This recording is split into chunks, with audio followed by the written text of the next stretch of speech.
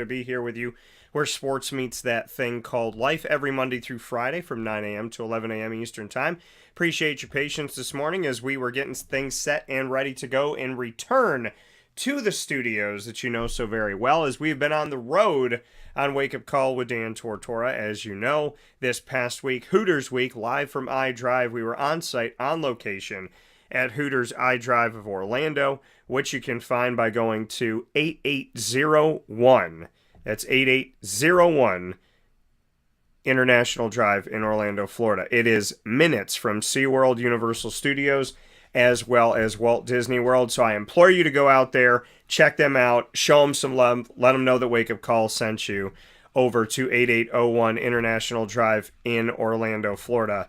And definitely appreciate everybody that came out during the show, and definitely appreciate everybody that watched and listened worldwide as we were down there for our Hooters Week for the second season in a row to preview the college and pro football seasons. We did that with Amari Palmer, a.k.a. Odyssey Jones. Amari Palmer played right tackle and right guard for Syracuse, played on the offensive line, and is now in the WWE NXT 2.0 as your future favorite. And so we thank him for being a part of the show. Also, a big time thanks to Aaron Hackett, who is a Syracuse Orange tight end alum. And not only that, but Aaron Hackett is now helping out the NIL world with the company Postgame. And Postgame is he's the director of athlete relations there, working back down in the great state of Florida where he's hailing from, but working with national brands all over to create name, image, and likeness deals for student athletes. So appreciate all the work that he's doing with that. We had Jason Lucas on the broadcast, who is phenomenal as always, as Jason joined me from the ranks of being inside of professional football organizations as well as being a member of the media, so he's seen it from a lot of different angles, and he came on the show and did a terrific job, as he always does. And we rounded out the week with Nate Trout, one of the greatest kickers in college football history, and one of the most automatic kickers for Syracuse Orange Football, and so much appreciation to Nate Trout for being a part of the show, who is also on the Orlando Predators, so big ups to him, and many thanks to him for being a part of the broadcast. So definitely appreciate everything we got to do down at Hooters, and we got to draft as we were connecting on with the fantastic people that I've gotten to meet over time down in the great state of Florida. So I can't thank y'all enough for being a part of the show and for hanging out with us where sports meets that thing called life down at Hooters. And now I'm happy to be back here inside of our familiar studios, of those Cafe Kubal studios, 3501 James Street, 324 West Water Street, 401 South Salina Street, all in Syracuse, New York, inside of their double-decker cafe on 343 Fayette Street in Manlius, and of course on the corner of Route 11 and Taft Road at Sweetheart Corners in North Syracuse at their drive-thru location. For you tuning in this morning on Wake Up Call with Dan Tortora, you're hanging out with me here on youtube.com, facebook.com, and mixlr.com, all /wakeupcalldt, as well as on wakeupcalldt.com's homepage, and on facebook.com /livenowdt. So however you're with us this morning, thanks so much for being a part of the show. We have a jam-packed, awesome show for you today. Two fantastic guests that are going to bring us through Hour 1 and Hour 2 with Rob Drummond and Jerome Smith, both good friends of mine and both members of the Syracuse Orange backfield. Inside of MonPawsPopcorn.com is what's poppin'. Rob Drummond and Jerome Smith, I can't believe I'm saying this, but it is game week, and week 1 is this Saturday, September 3rd, which is insane. So this Saturday, September 3rd, we have a nighttime game, Saturday Night Lights at the all-new JMA Wireless Dome. So the dome has had its upgrades. Now it has a different name, and I will be inside the dome with you, hopefully, and God willing, this Saturday as we watch Syracuse take on Louisville for their season opener and home opener here in our community. And before that happens, Jerome and Rob are going to preview the upcoming season with me. They're going to preview this game with me and the excitement for it. And at the same time, we are going to take some time with these fellow backs to honor one of their running backs in their family and one of their Syracuse brothers overall, Devante McFarlane, who passed away this past week. So we will have the opportunity with Rob and with Jerome to honor Devante McFarlane, and we're going to do that with Rob first after this fast break on Wake Up Call with Dan Tortora, where sports truly meets that thing called life. Thanks for being with us inside of the Cafe Kubal studios. Can't thank you enough for being a part of the show, and we'll be back right after this fast break with Rob. Carvel DeWitt, it's what happy tastes like. Do you know why? Because we make ice cream. Creamy, rich, flavorful ice cream. Not yogurt or iced milk like some of our competitors. Ice cream.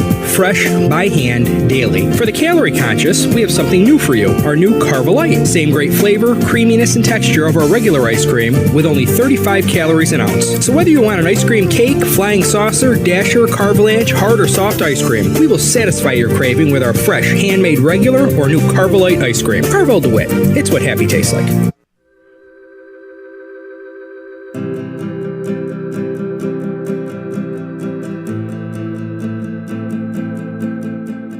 Cafe Kubal offers same-day local delivery of our products, offering no delivery charge for Onondaga County.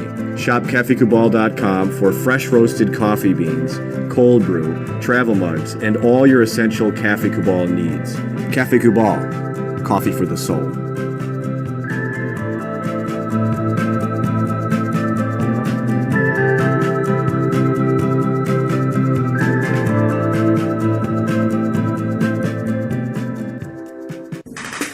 The Wildcat Sports Pub in Camillus, New York is located on 3680 Milton Avenue in the Home Depot Plaza. It is your family-friendly sports bar and restaurant. Folks, some sports bars aren't family-friendly. Some family-friendly restaurants are not sports bars. The Wildcat Sports Pub in Camillus, New York is proud to be both.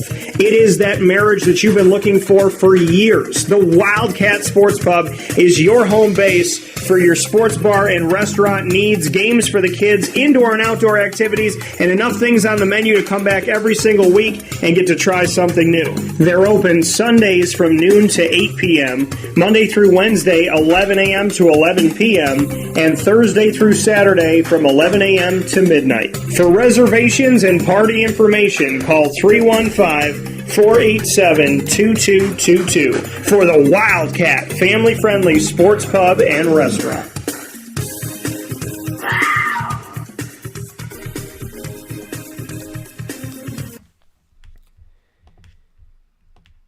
Welcome back here to Wake Up Call with Dan Tortora inside of the Cafe Kubal studios, hanging out with you where sports truly meets that thing called life, and happy to be here every Monday through Friday from 9 a.m. to 11 a.m. Eastern Time. Like I said before the break, we are back in familiar digs, and it is Syracuse Orange Preview Week. It's week 1, which is insane. I can't even believe that football is here right now, but it is here right now. We just got back from our Hooters week, live from iDrive in Orlando, Florida, previewing the college and pro football seasons with you, and now here we are. I mean, we had our first college football games this past Saturday, August 27th, and when we were down at Hooters, we brought you to the doorstep of it. Our final broadcast was on August 26th. The first games were on August 27th, as well as the fact that we are now through the end of preseason for the NFL. So very crazy how we're going to see, we've already seen college football games. We're going to see our first NFL game on September 8th, which is a Thursday, not this Thursday, but next Thursday. And so both seasons are in full swing right now, and we have two awesome guests to help bring us through it today to start off this week on Wake Up Call Syracuse Preview Week, and that is with Rob Drummond and Jerome Smith. Rob is joining us here in hour number 1, and I always appreciate having Rob on the broadcast. Rob, how are we doing today?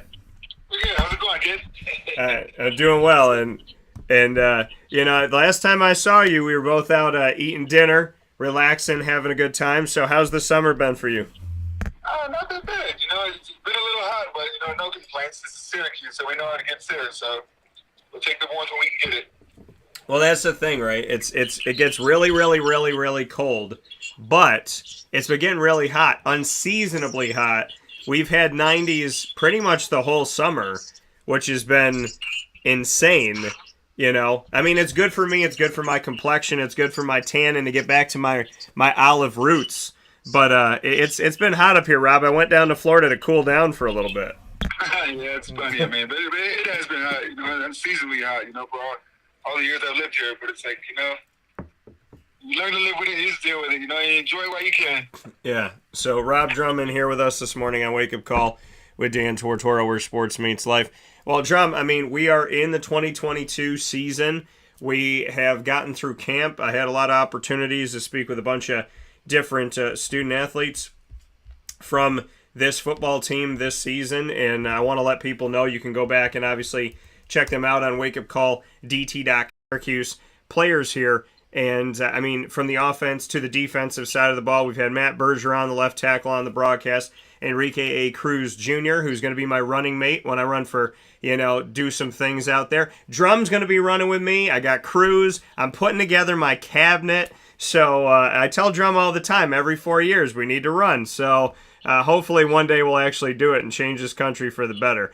But Chris Elmore was on the show. Of course, Sean Tucker, Garrett Williams, Terry Lockett has joined the broadcast. Rondé Gadsden II for the first time ever. Damian Elford, Chris Bleich, who's coming off of injury, and God willing will be all well and ready to go. Stephon Thompson, as well as Kalen Ellis, and my guy JT Gear. So all of them are available on wakeupcalldt.com. Drum, it is week 1 of the 2022 Syracuse Orange football season. Number 1, can you believe that? And number 2, what are your thoughts? It went fast. It's upon us, but as with any season, you really hope for the best. You wish hope they stay healthy or remain healthy, I should say, and just hope for a very, very good season. It's going to be a very, very telling season for Syracuse this year. They have a lot to prove, not only to themselves, but to the rest of the doubters. Well, and that's the thing. In the Dino Babers era, Syracuse has gone 4-8, 4-8, 10-3 with Eric Dungy and a bunch of the recruits that came from Scott Schaefer and his staff. So we got 4-8, 4-8, 10-3, 5-7, 1-10, 5-7. So at this point in year number 7, as an alum, what are you thinking?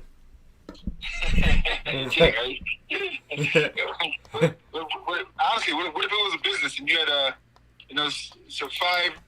for 5 bad years as opposed to 1? That CEO would probably be fired, and get somebody who's going to at least make that's not even minimal. When you think about the bigger picture, coaches get fired for. Some coaches get fired for having 7, 8, 9 win seasons. Look at Scott Frost when he was out in Nebraska. Yeah. So it just seems that when you look at the generation of coaches and athletes today, it's mediocrity is rewarded. And I never grew up in an era of where to be mediocre wasn't good enough. Even going 6-6 in a bowl game, a team is rewarded. I get it from a financial standpoint, it helps the team and things of that nature, but it's telling the kids it's okay to be average. I'm sorry, but in order to be, go to the next level, you ever thinking about it or anything of that nature, in order to be great, you can't just sit there and aspire to be average and accept being average. You got to want to be better and want more for yourself. And that's the way I look at it. Well, and what Dino commonly says, or at least had said when he was coming in, was to be consistently good, not occasionally great. And this team has been occasionally great and not consistently good. So, when you see that and you know that that's the moniker, right? That's what he has said over and over. What do you attribute that to when you look at a team that has beaten Clemson when when Clemson was coming off a national championship? They've taken down top 25 ranked teams inside of the Dome. They've held true and held strong with Clemson in the Dino Babers era when they were down in Death Valley. And at the same time, they went to a bowl game. They got to that 10-win season and did a bunch of things they hadn't done in 1 decade or 2 decades. So, this team is not consistently good. They are occasionally great. So how do you assess that? It's interesting to watch talent. I went to the first practice this year, a few weeks ago, and they look super talented out there. But you have to translate that into victories. It doesn't matter how great you look in practice. It doesn't matter how great you look in warm-ups. You have to find a way to go out there, have team camaraderie and win games.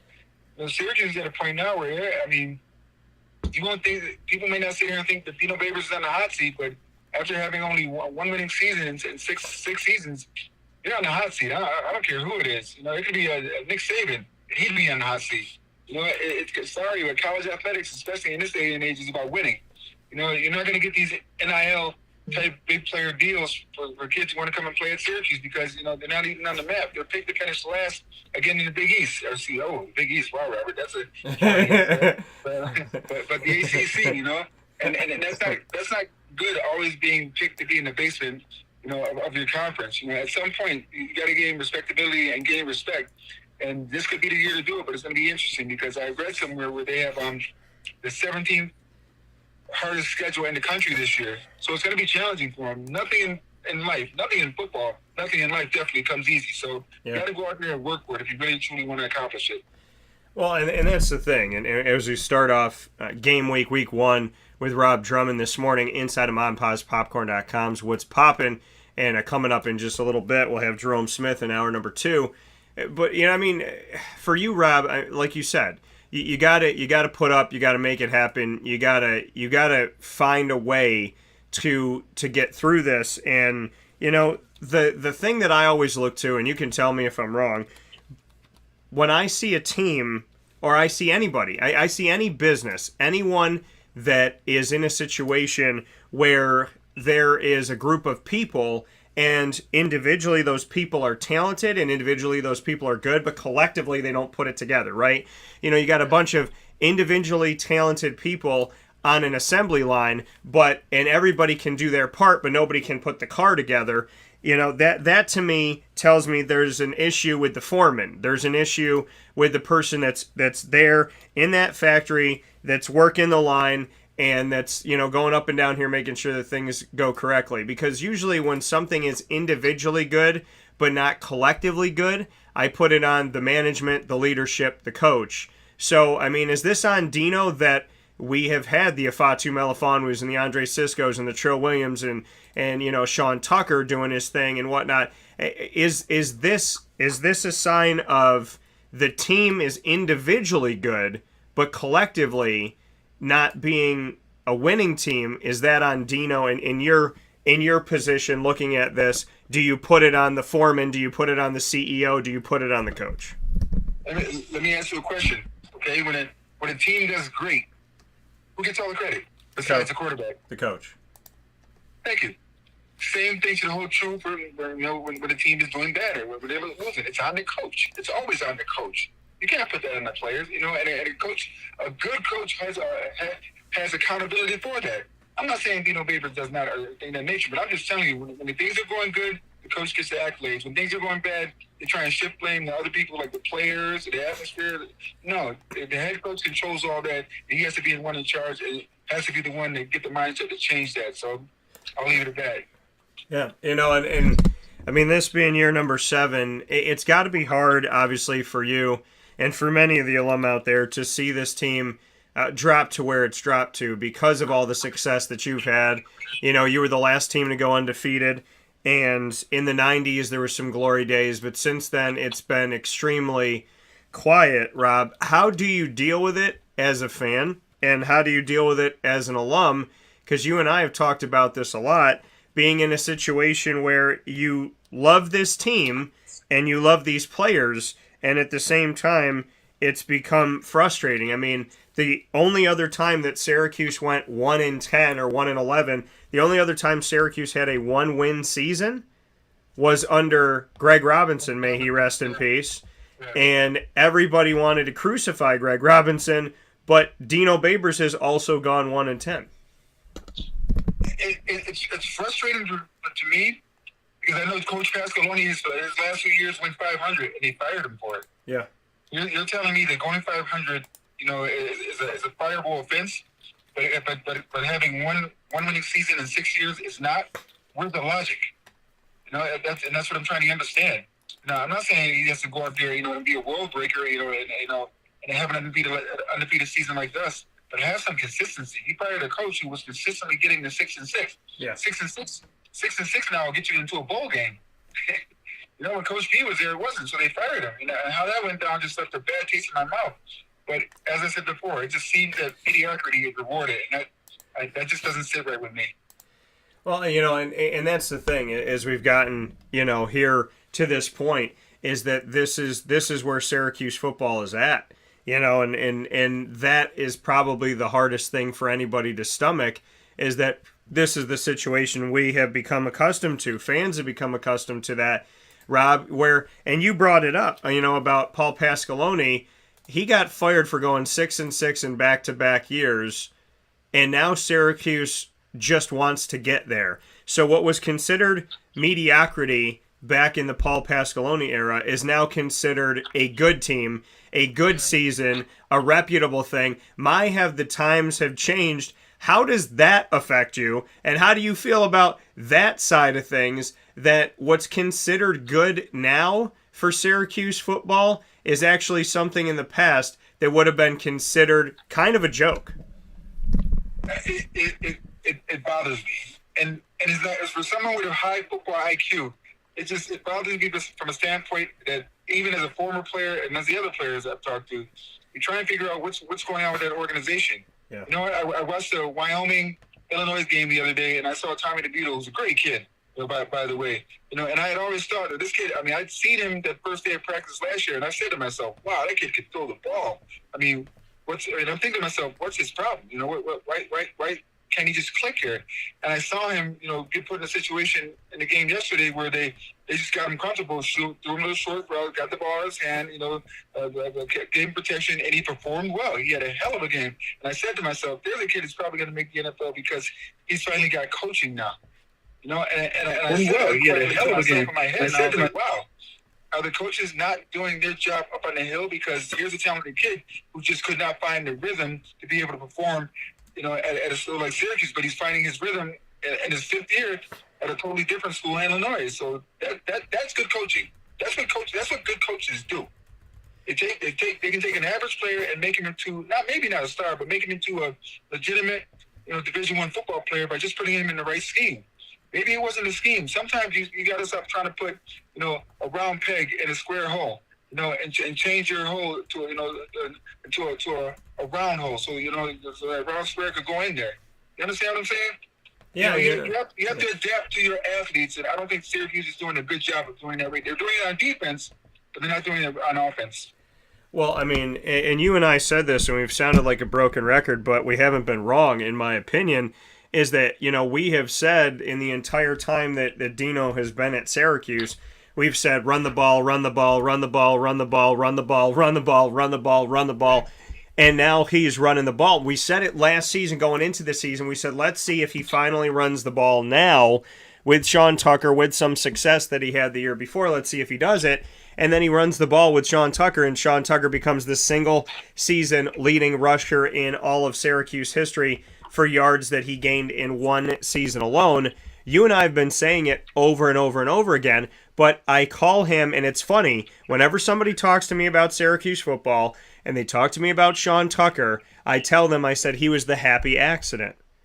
And they look at me, and I said, he was a happy accident. I said, think about it. In that season of 2020, Abdul Adams opted out, who was number 1. Jarvion Howard opted out, who was number 2. Jawar Jordan Jr., who's not there anymore, got injured. And Sean Tucker was, at best, 4th on the depth chart.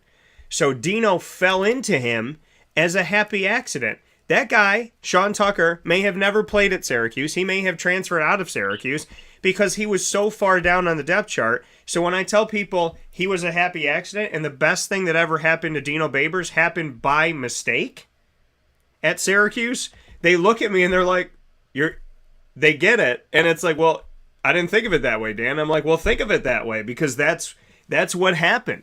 What happened to Dino is that his best player was found by accident. And now, now you're running the ball because you have to. You're running the ball because if you didn't run the ball, you'd be considered one of the dumbest people on the planet. But, Rob, Sean Tucker may have never gotten on the field at Syracuse because he was so far down on the depth chart. So the thing that fans talk about the most and the merchandise they buy and the guy that they fell in love with and the Heisman Trophy hopeful was a guy that got his job by working really hard on his end, but on the coaching side of things, they almost missed him. What does that say about their recruiting? Yeah. Honestly, a kid, there's no way in the world you find out a kid is that talented when you first get him to school. someone that had seen something in him. You know, I mean, and to be fourth at the depth chart and to shoot up to be a Heisman Trophy candidate. Yeah. I'd look at my recruiters at that point, you know. But hey, that's just me. Yeah. So they're running the ball. They're making it happen. They got Louisville, Rob, at the beginning of the season here. Louisville has been a thorn in Syracuse's side. It doesn't matter if they win 1 game a season, 5 games a season, bowl game, doesn't matter. They have had Teddy Bridgewater. They have had Lamar Jackson. They now have Malik Cunningham. And Malik Cunningham's numbers, believe it or not, some people out there, the Malik Cunningham's numbers in a season have been better at times than Lamar Jackson. And Louisville is the first game of the season. It's a divisional game in the Atlantic Division inside of the ACC. It's at home because Syracuse 99.9% of the time does not win when they go to Louisville. So what are your thoughts on this game, knowing that it's Malik Cunningham, knowing that he's an incredible quarterback, he's a dual threat guy, he's gonna go out there and he's gonna make Syracuse run for it. Their defense has been strong for them lately, but what's your take on the fact that this thorn in their side is now coming to the Dome to start off the season? No, it's going to be a tough game for Syracuse. I mean, Louisville, for some reason, always plays Syracuse tough. You know, so it's a game where if I'm Syracuse has the home field advantage. But if I'm Louisville, I'm Louisville's defensive coordinator, and all defensive players or all football players will tell you, what's the one thing that really can beat Syracuse or can beat Louisville? Sean Tucker. Yeah. I'm going to take Sean Tucker out of the game. I'm going to stack the box. It's like, you know what, you're Garrett Schrader, you're going to have to beat me. You haven't proven you can do that. But until you prove you can do that, I'm taking Sean Tucker away. I'm taking your best option on offense away. Now what are you going to do? Yeah. So these young receivers, they talk about Schrader and they're saying him throwing. Now we'll see how much this young man's improved. Yeah. You know? Well, and that's the thing is, you know, Garrett Schrader. Now, I believe he has a better arm than people give him credit for because I've watched him practice. In the times that we were allowed to actually see practice, you know, I got to see something from Schrader that I liked. So I think, and I've talked to the guys about it. I talked to Aranda Getz in the second. I talked to Damian Elford, those guys I mentioned before, where those videos are all up right now on youtube.com/wakeupcalldt. Subscribe to our channel and watch the videos.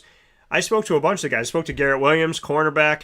And, you know, I said to them, what is this thing about Garrett Schrader's not a good passer?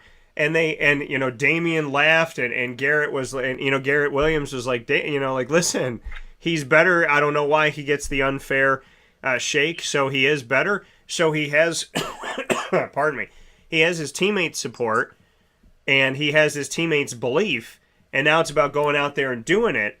And I was told, listen, the offense, yeah, we're going to run the ball, but we're going to do a lot of things. And we're going to, you know, show more balance here. We're going to do more with Garrett Schrader. Now, they have Coach Beck, who comes onto the team. Now, Coach Beck comes over from working with Brennan Armstrong and having a fantastic season, throwing the ball at Virginia. Coach Anai, new offensive coordinator.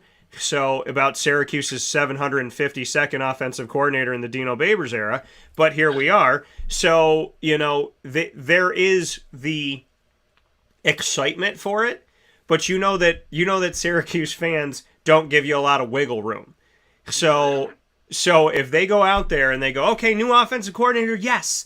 New quarterback coach, yes. Garrett Schrader, throw the ball, yes. And if in the third quarter Syracuse is down, you know, 20-3 and they're having trouble getting down the field, fans are going to go, this is a terrible offense coordinator. This quarterback is never going to change. You know what I mean? So they got to come out and they got to do some things immediately. And they have to make a push. But I will tell you, Rob, from my direct conversations with the student athletes, they do believe that Garrett Schrader is better than the media says he is. I think he's a very, very talented young man who really just got into a situation last year where he's just trying to get his feet wet. I think if they like with Tommy DeVito, I saw the other day, short passes, not trying to throw the ball down the field. Let him get into a rhythm.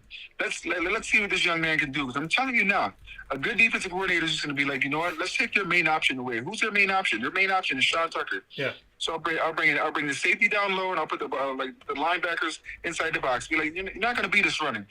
If you beat us passing, I can accept that. That's the one thing I'm willing to give up. Teams are going to be willing to give up the pass, but you got to show them you can be consistent and beat them with the ball, or beat them passing the ball. Syracuse is not going to beat teams running this year. I'm telling you that. Sean Tucker's in for a surprise because he's not an unknown commodity now. He's a well-known, preseason All-American. Everybody knows about him, so they're gunning for him now. That's a whole lot different playing when people are gunning for you as opposed to they have no idea who you are. Yeah, he can't keep doing this. He can't do it. And he did it the entire last year. Now they know how good he is. Now, young man, now we're going to see what you're made of because now everybody's expecting you to get the ball. Well, and that's the fans are expecting you to get the ball. They're ready to tackle you too, so let's see how well you do now. Well, and that's the thing, Rob. You can speak to that here with Rob Drummond inside of the Cafe Kubal Studios. Wake Up Call with Dan Tortora. We are here for game week 1 of Syracuse Orange Football is upon us, and Louisville is the first team season opener and home opener this Saturday night on September 3rd inside of the JMA Wireless Dome. First time I ever get to say that when it comes to a game. So, Drum, what about your experience in that respect? When people didn't know who you were as a running back, when they weren't prepared for you, when they didn't know what you could offer, when you came out there as a true freshman and you were handed the ball as opposed to after that, bring me into how you navigated that way because, you're a member of the backfield in the history of Syracuse. Sean Tucker's a member of the backfield. Your backfield brothers at Syracuse that, span all tests of time. So how did you deal with your personal journey of they don't know who I am and I'm going to do what I want, and now they know who I am and I'm going to still try to do what I want?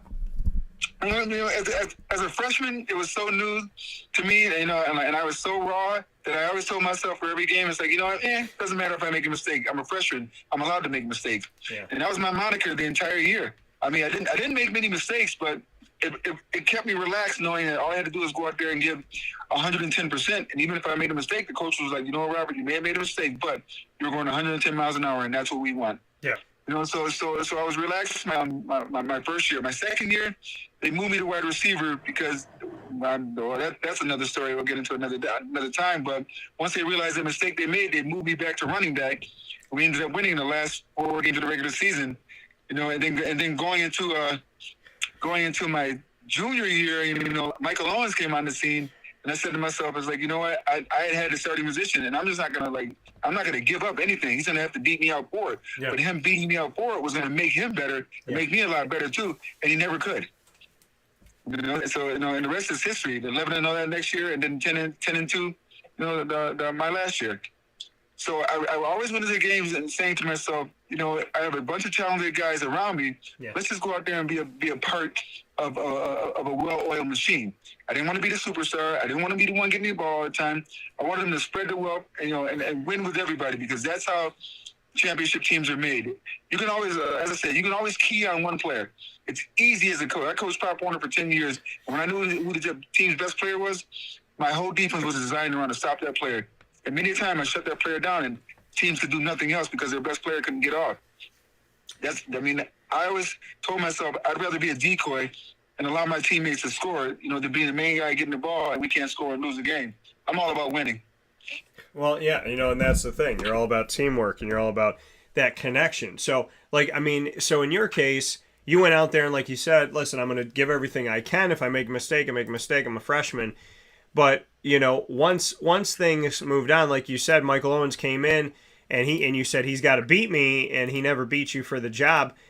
Why did you consistently continue to be good, in your opinion, when there were when teams were keying in on you and defenses were keying in on you, and granted there was a lot of talent throughout your offense, but when they did say, listen, we need to take Rob Drummond out of the game like they're going to try to do with Sean Tucker, why did they fail? What is it about you that when they started gunning for you, started focusing on you, and put a spotlight on you, it didn't work? Whenever I knew somebody was gunning for me or trying to prevent me from accomplishing the things I was trying to accomplish, I worked harder. I never gave up. I had a never quit or never die attitude. I never let anybody outwork me. I don't care if it was a practice. I didn't care if it was game. No matter what it was, I refused to let anybody ever outwork me. I wanted to show you that, if you go 110, I'm going to 111. If you go 133, I'm going 134. I'm not letting anybody outwork me. Outwork me, and that was my attitude. And that was my methodology, and why I ended up also playing 15 years professionally. Yeah, and that's the thing is that and that's that personal responsibility and the desire and the want. I tell people all the time, and this is something I said when I went to Johnson College in Scranton, Pennsylvania, and they asked me to speak for 2 years in a row. Thank you to Roseanne Martinetti and the teaching staff over there that allowed me the opportunity to be there. They had me speak the entrepreneurship and business class, and I said a bunch of things in an hour and a half, and then I was like, I don't know if I left a mark. I don't know if I reached these people. I need to reach them. And I looked at the teacher, and she was talking to the class, and I was still standing up there. I said, "Excuse me," I said, "I don't mean to interrupt, but may I say one more thing?" And she said, "Yeah, go ahead." I said, "I just want to say one thing." It was something that came to me. And since it came to me that day, it's never left me. When I tell people, you will learn very quickly in your life, you will learn if you love it or if you think you love it. Because if you love it, you'll do anything for it. And that comes to romantic relationships, friendships, family, job, career, whatever. If you love something, you will go to battle for that thing that you love, and you'll never give up on it. But if you think you love it, you're going to get knocked down the ground and go, I don't know. And then the next time you're going to get up a little bit slower, and then you're just not going to get up. And that's reality to me. I tell people that all the time. If you want to know if you're in the right relationship, then ask yourself, when you get knocked down in that relationship, when things get adverse, do you stay on the ground or do you get up? If you're in the right friendship, look at the friends around you. If you get up for them every time and they don't get up for you, look at that. What does that say to you? If you're in a job where you wake up in the morning on Monday through Friday and you're like, oh my Lord, I can't wait until Saturday on Monday morning. So you love it. I love what I do. You love what you do. You love what you do now, and you love what you did then.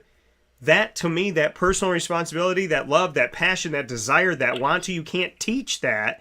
And until somebody finds that, Rob, until you find that in your life, professionally and personally, you're going to roll over in bed and go, why did I marry this person? You're going to live in that place and go, why do I live here? You're going to have that job and say, I can't wait until I get to punch out. Because until you actually find the things that you love, you don't become, and that was the answer that I knew you were going to give me is, listen, Dan, I was going to work harder than everybody else because I love it. I love it. I wasn't going to give it up. I wasn't going to give it away. I wasn't going to hand it off.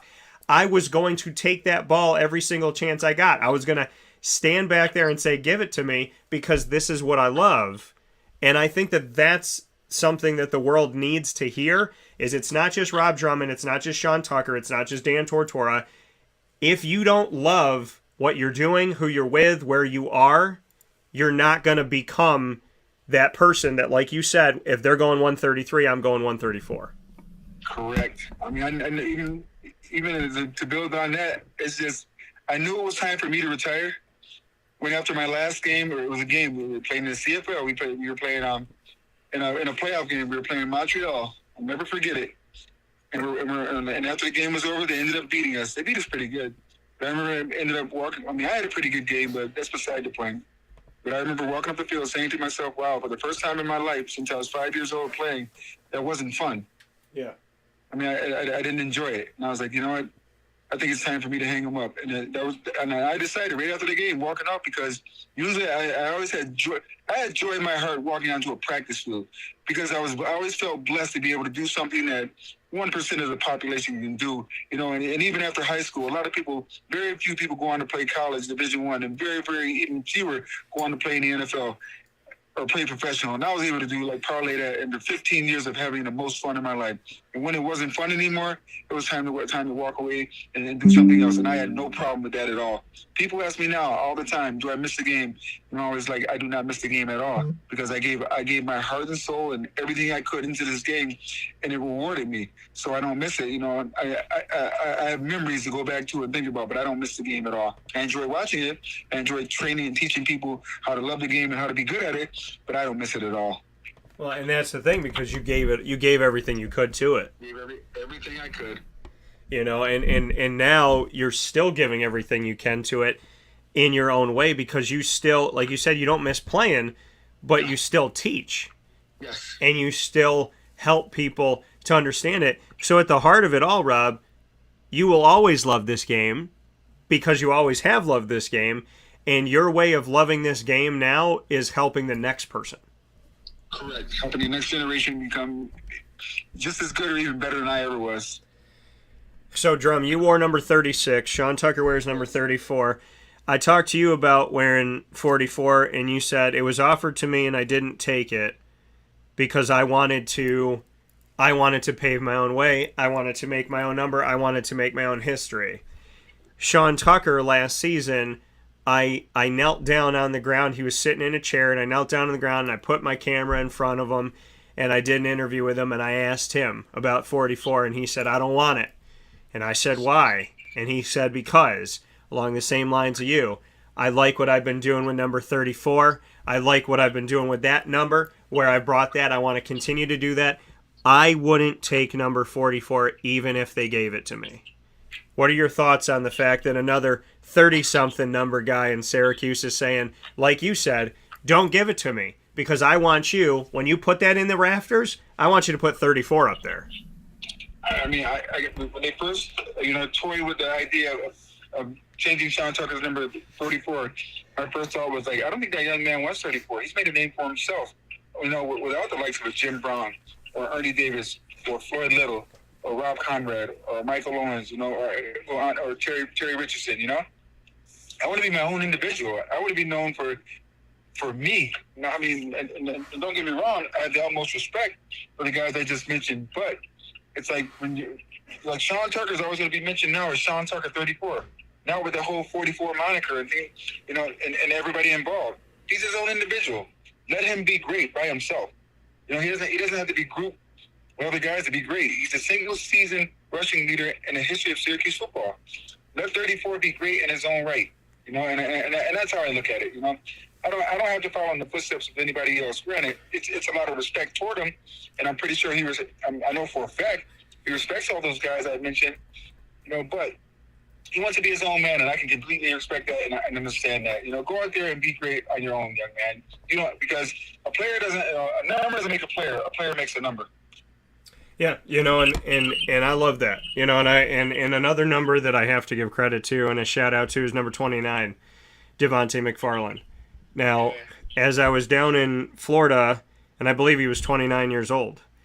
So as I was down in Florida for Hooters Week Live for my drive, I'm down there, and Amari Palmer, a.k.a. Odyssey Jones, now the WWE NXT 2.0, he sent me a text message, and I had finished up my show that day, and I was at Animal Kingdom, and I was actually walking, it was Wednesday, because I was leaving Animal Kingdom to go back to Hooters because we had our 12th year of our Fantasy Football League draft, and I looked down at my phone, and I got a message from Amari, and he said, man, this DMAC thing is messing me up. And I was like, DMAC? Because I never called him DMAC, I called him Devante. So I was like, DMAC. So then I searched DMAC to see, what the heck's going on. And there's a rapper called DMAC who was, shot and killed at his own birthday party, which is insane.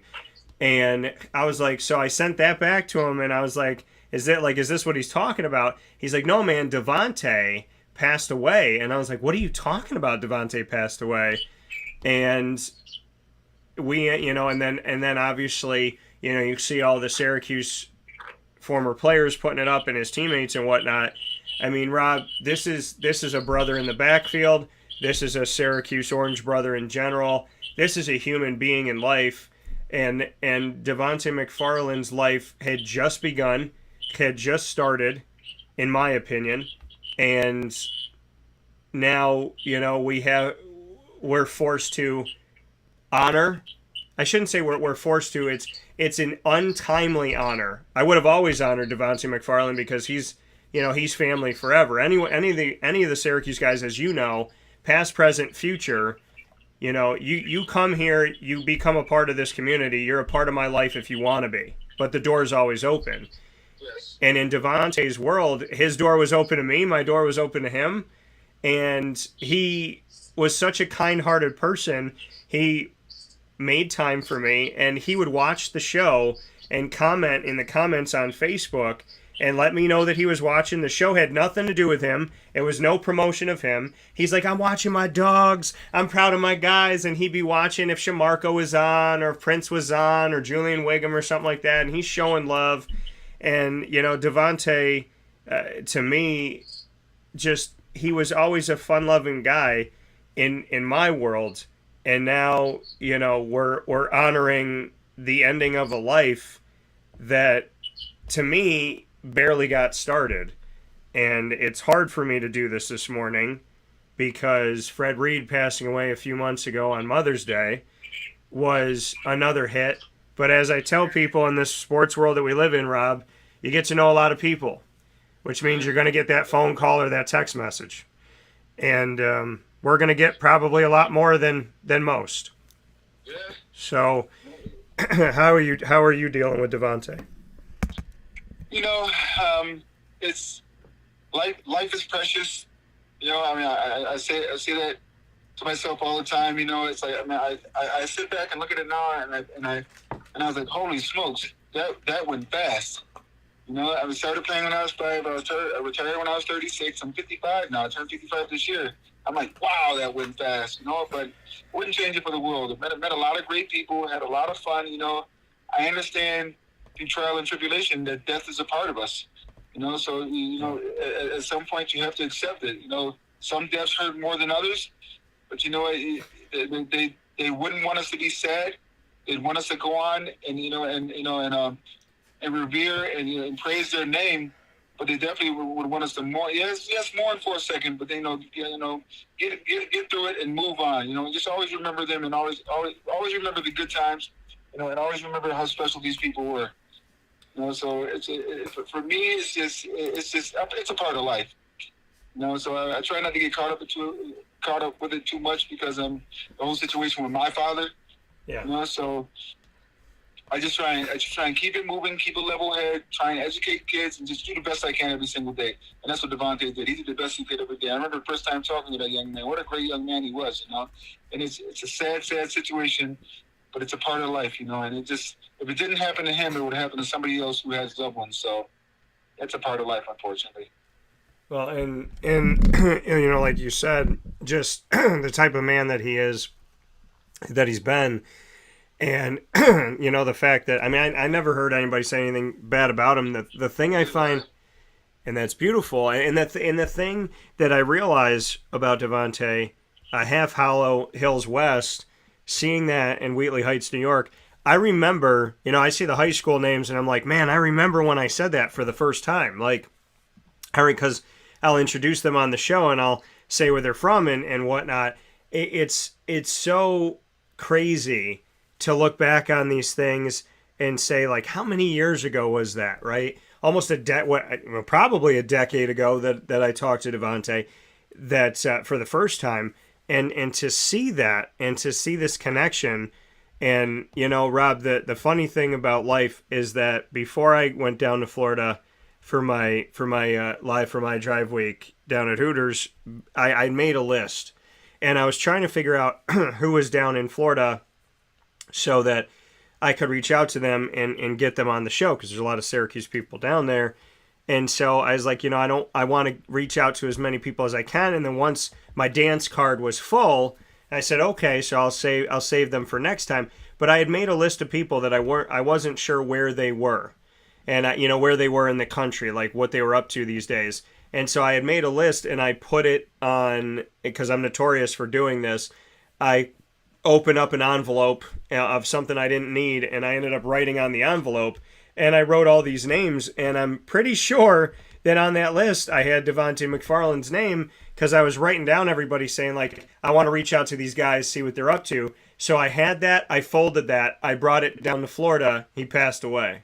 And so, that list of, I want to get in touch, I want to see how they're doing, I want to reach out, to me is a reminder to reach out, to say hello, to do that. And in Fred Reed's case, when Fred, so this because I do this every holiday, is that when there's a holiday, I'll take some time. I'll usually take an hour. Now I'd take an hour, and I'll sit somewhere in the house, wherever I am, and I'll shoot off messages. Now, I've dated people that yell at me, why are you doing that? And I'm like, listen, I'm here for you. I'm spending all day with you, but I want to make sure I reach out to the people that I love that I'm not with. And so I remember this past Easter, I was with my girlfriend at the time, and she went to bed. And it was 10 o'clock at night, and I was saying to myself, like, I should go to bed. I'm really tired, but let me send out my Easter messages. And I spent an hour, and I just sat there in silence, wishing people a happy Easter, and just shooting off messages to as many people as I could think of, as I could, in the moment, like send that out to and remember. And Fred was one of the people. And the last message that I ended up sending him was Happy Easter, that he sent back to me, Happy Easter. And so, I can tell people, if you're sitting there on a holiday and you're with your family and it's snowing and Christmas and it's crazy and you're thinking, should I reach out to my buddies from college? Should I talk to my high school friends? Should I see how my grandpa's doing? Yes. Because if I didn't reach out to Fred Reed that day, then I wouldn't have gotten that last message of Happy Easter. And so to me, that's an extreme reminder to me that Devante McFarlane written on that envelope and that Fred Reed Happy Easter message, that when you're thinking of somebody, take a second and ask them how they're doing. I completely agree. 100% completely. I mean, it's just, as I said before, it goes by fast. You blink and you're like, wow, wait a minute. Holy smokes, we're senior citizens already. Wow. So, enjoy it while you have it. I gotta ask you, bro, how's your AARP card doing? So I'm like, got that when I was 50. You get it now, you're 50. Past the age now of being a great athlete. I tell my sons that all the time. They're like, no, Dad, you're still a great athlete. Like, no, I'm not. Not even close. No, Rob, let me tell it to you like this. When you walk into, I told you, when I start doing my stand-up comedy and you free up that schedule a little bit, when I step out of that car, you're the person that's standing in front of me. I told you, you're my bodyguard. You have a job. You have a job for the rest of your life. Because, Rob, I'm going to say a lot of things. I got a lot of thoughts, as you know, and you've experienced them firsthand in real time as they happen. When the world experiences them, Rob's going to be like, man, I know that. Man, I know that too. Man, that girl was crazy. And then at the end of the show, Rob will be shaking his head. I'll be, God willing, at the end of the show, hopefully people like it, I'll be shaking hands in the back of the ballroom, and Rob will be standing there shaking his head going, boy, he didn't lie about nobody. And they'll be like, no, he embellished a little bit. He'd be like, bruh, he didn't embellish at all. If anything, he held back. So...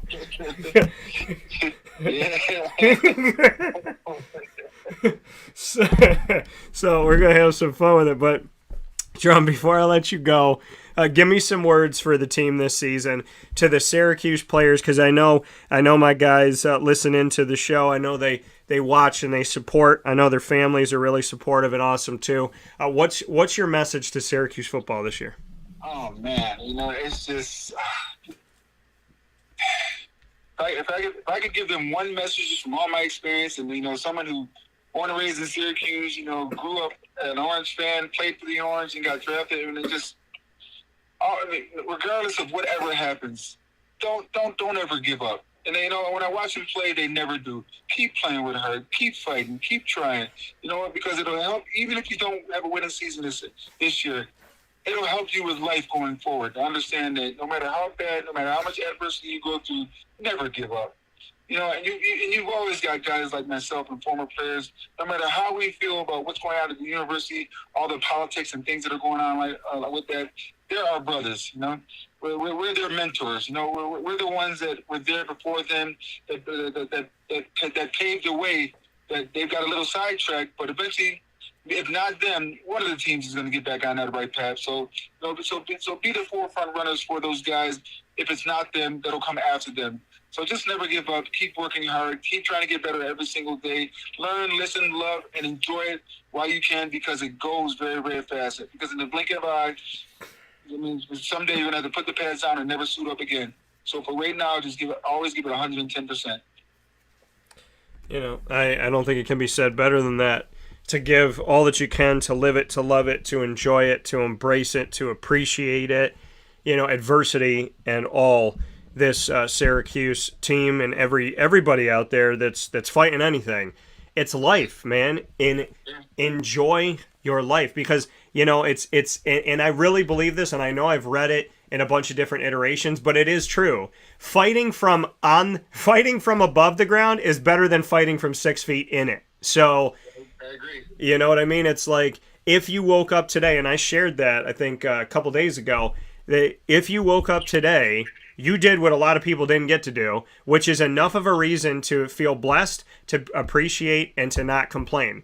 If you're alive, you're alive. And my dad said that to me years ago. He said, Daniel, you wake up every single day, and God gives you a finite amount of energy for that day. Once you use your battery, like a cell phone, once you use that energy on something, you might not have a lot left. So if you spend from now until 2 p.m. complaining and moaning about something that happened in your life or somebody that bothered you, now all that energy's drained. So from 2 p.m. until you go to sleep, you got whatever's left. Yeah. And it's imperative for you to understand, people will, not if, not maybe, no, people will piss you off. People will let you down.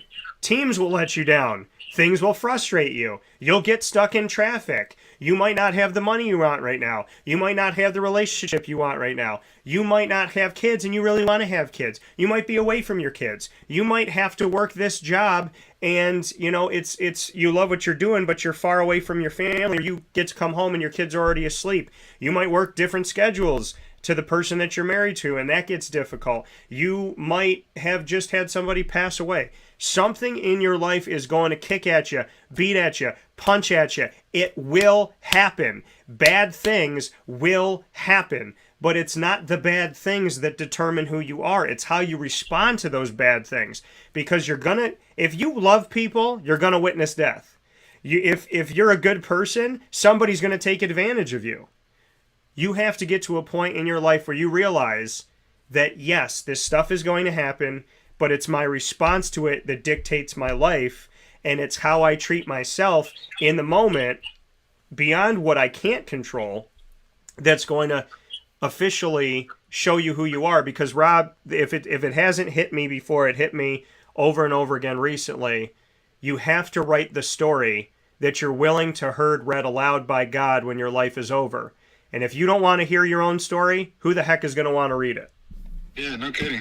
That's the truth. I mean, I completely get everything you just said. I mean, it's how, honestly, it's how I cope with the murder of my father, which is the anniversary is actually tomorrow morning. Yeah. Tomorrow morning, I got a call at 4:00 in the morning, 24 years ago. So I understand everything happens for a reason. I can't sit there and be mad at the world. It had nothing to do with me, no fault of my own. I just happened to be the person that it happened to out of the 350 million Americans, in the United States. I just happened to be that one. So, it is what it is. I still have my faith, still keep going, still keep working hard, still try and have, faith in man. But, I see some things, and it's just I'm starting to lose faith in men. By man, I mean human beings, because of the stupidity that's going out there. But you know what?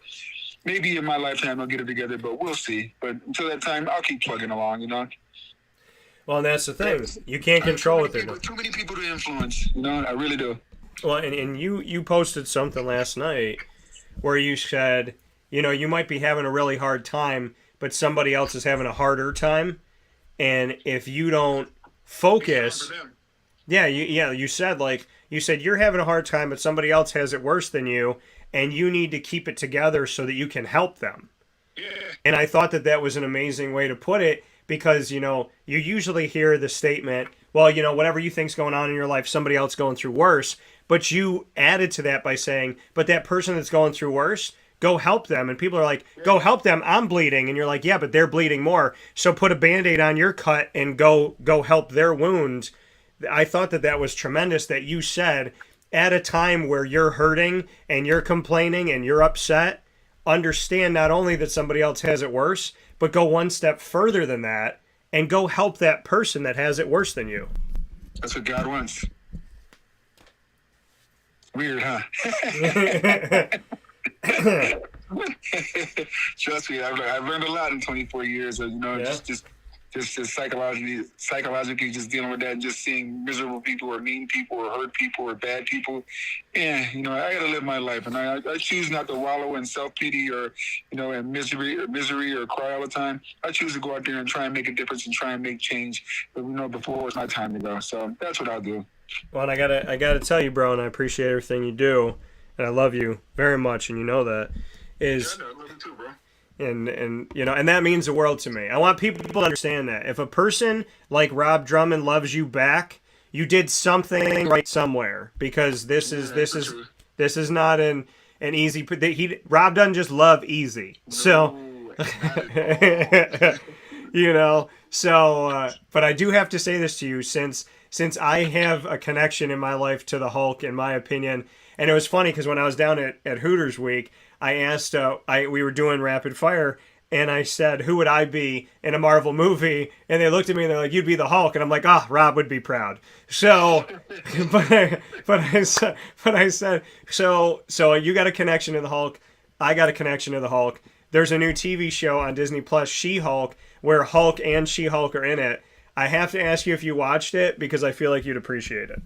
I have not watched it yet, but I'm definitely going to now that you mentioned it. You got to watch it, Rob, because Rob and I have our moment. I just text him. I'm like, bro, I'm about to turn green in Wegmans right now. I'm about to rip through these new clothes I just bought.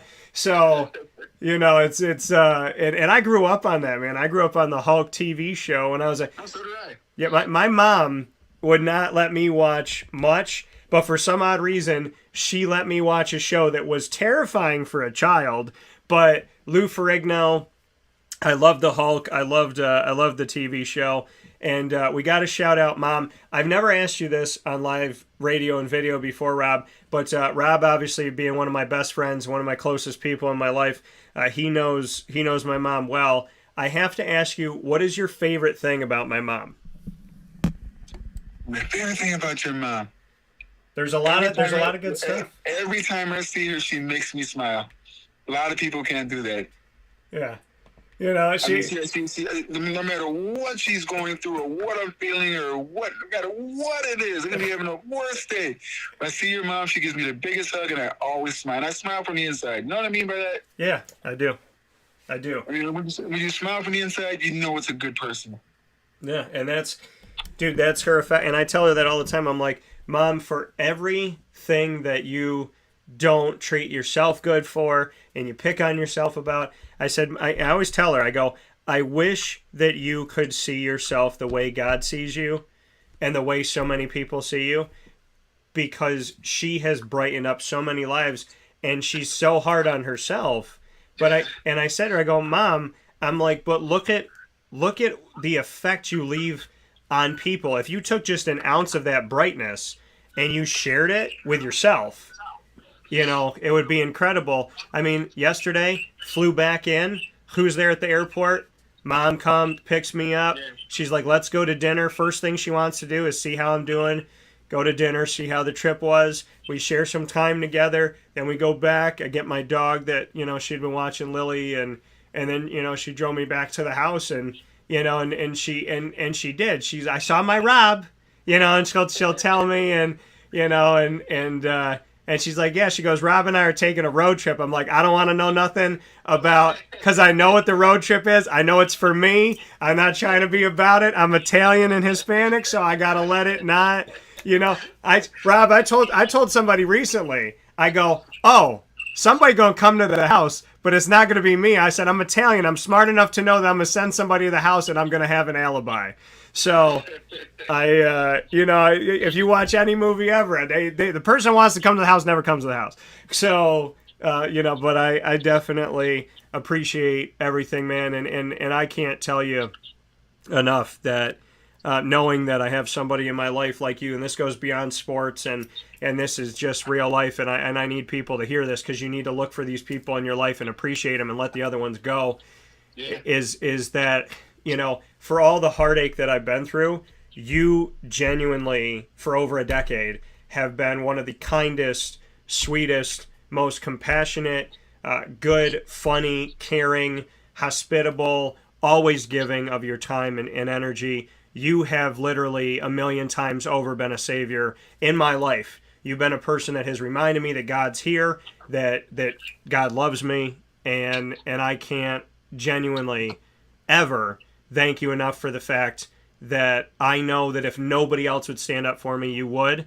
And if nobody else would stand against me when there's a decision I shouldn't make, I know you would. So I always say, it's like, I have thousands of people that look up to me. I got to be, I got to lead by example. I have to be the example, not the excuse. Yeah. My children look up to me. My children have to see how good of a person, what a good person is. And I show them that. This is what a good person does. No matter what they're going through, no matter how they're dealing with it, no matter what pain or whatever, still always be there for somebody else because somebody may have it worse. Yeah. At some points you got to be tough in your life. I decided to be tough. Yeah, and I appreciate it. And I tell my mom, I go, Ma, if there was anybody that would stand next to me, it's Drum. And if there's anybody that would stand in front of me going, bro, I'm not going to let you do this, it's Drum. I said, that man would have been standing at the church going, you ain't going in, bro. I don't know where you trying to go. So, but you know what? Everybody needs a friend like you, Drum. So I appreciate you. I appreciate you. I know, dude. I love you too, kid. All right, I love you, man. I'll talk to you soon. Be good. All right, bro. You also. All right, take care. Later. See ya. Coming from Rob Drummond, man. Give me the chills. He always does because he's a good person. Anybody that's watching or listening, that's real life. That's beyond football. You're not going to get that anywhere else. Anybody else that's preview. Oh, Dan, I just want to know about Malik Cunningham. We can talk about Malik Cunningham all day long. Okay? We can talk about Louisville all day long. We can talk about Scott Satterfield and is he on the hot seat and is Babers on the hot seat more. We could talk about all of that stuff. And there's so many people and so many voices talking about that. But what you just heard here, that's real life. That's real friendship. That's goodness. That's reality. That is what we should strive for as humanity, is to find people that we can connect with to the point that they, in our inside, make us smile, make us bright, and let us know who the heck we actually are. Rob Drummond. Nobody better, in my opinion. Love that guy. We'll take a step aside for a fast break. When we come back, another member of the backfield and another good friend, Jerome Smith, joins me on Wake Up Call with Dan Tortora inside of the Cafe Kubal Studios to preview the 2022 college football season for Syracuse, as well as spend some time with me speaking about those things that really matter even more, like the life of Devante McFarlane. That coming up right after this on Wake Up Call with Dan Tortora, where sports meets life.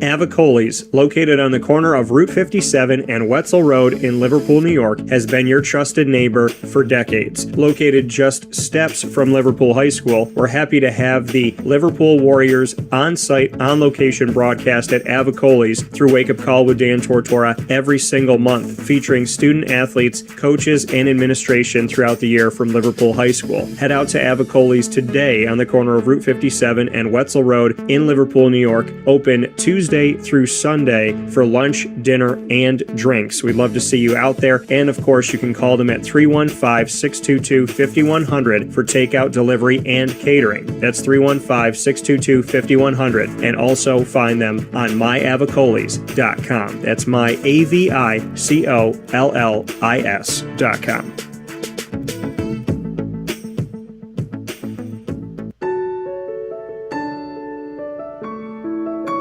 Having peace of mind when you're out of town that your furry-loving friend is safe and sound means taking them to Canine Campground, because we all know that when it comes to the love of our pets, it goes well beyond the call of duty to make sure they're safe and sound. Right, Lily?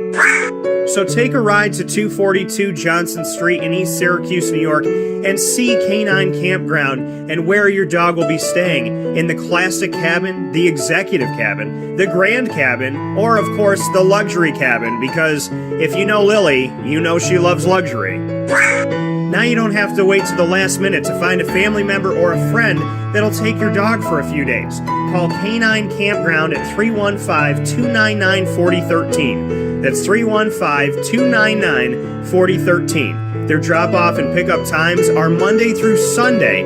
Check K9campground.com for more information. That's the letter K, the number 9, and campground spelled with a K.com. K9campground.com. When you're going out of town, bring your dog to K9 Campground.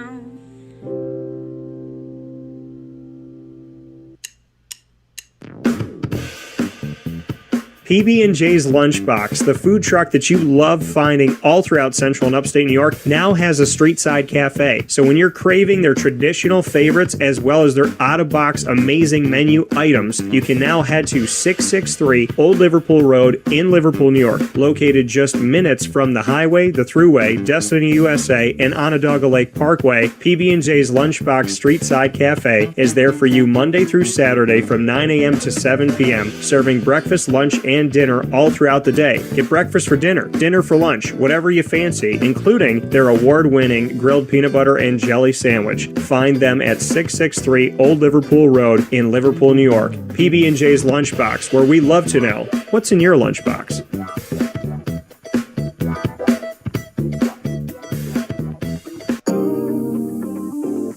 As a patient, what do we want? To be cared for, to be listened to, and to have someone walk us through the process on our path to victory. Victory Sports Medicine and Orthopedics does all of those things beautifully, with Dr. Mark Petropoli leading the team on 791 West Genesee Street in Skaneateles, New York, located minutes from beautiful Skaneateles Lake. Whatever your injury may be from head to toe, preventative care, rehab, physical therapy, laser therapy, and surgery are all available at Victory Sports Medicine and Orthopedics, where they care about us, they listen to us, and they understand that everyone's path to victory is a little bit different. Let them help you on yours by calling 315-685-7544 to make your appointment today. That's 315-685-7544. And find out more information at victorysportsmedicine.com.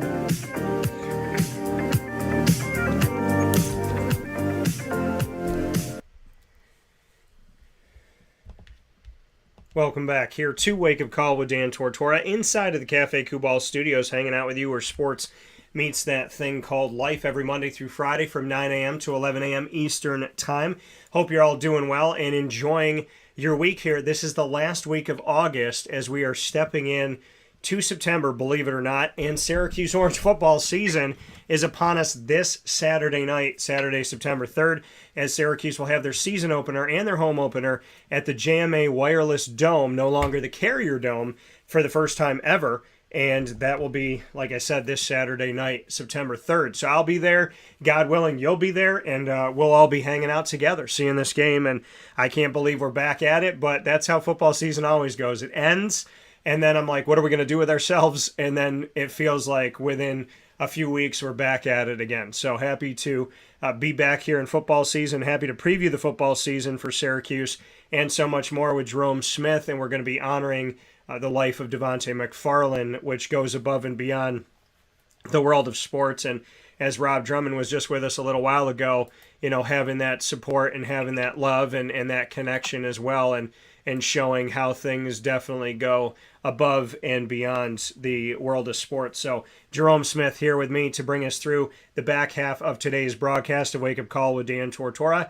And Jerome, he needs no introduction, but I'm going to give it to him. One of my favorite backs to ever come through Syracuse, one of my favorite people to ever come to my hometown, wore number 45. I still love seeing little kids pick up their 45 jersey and run around with it, because I know that that's for Jerome.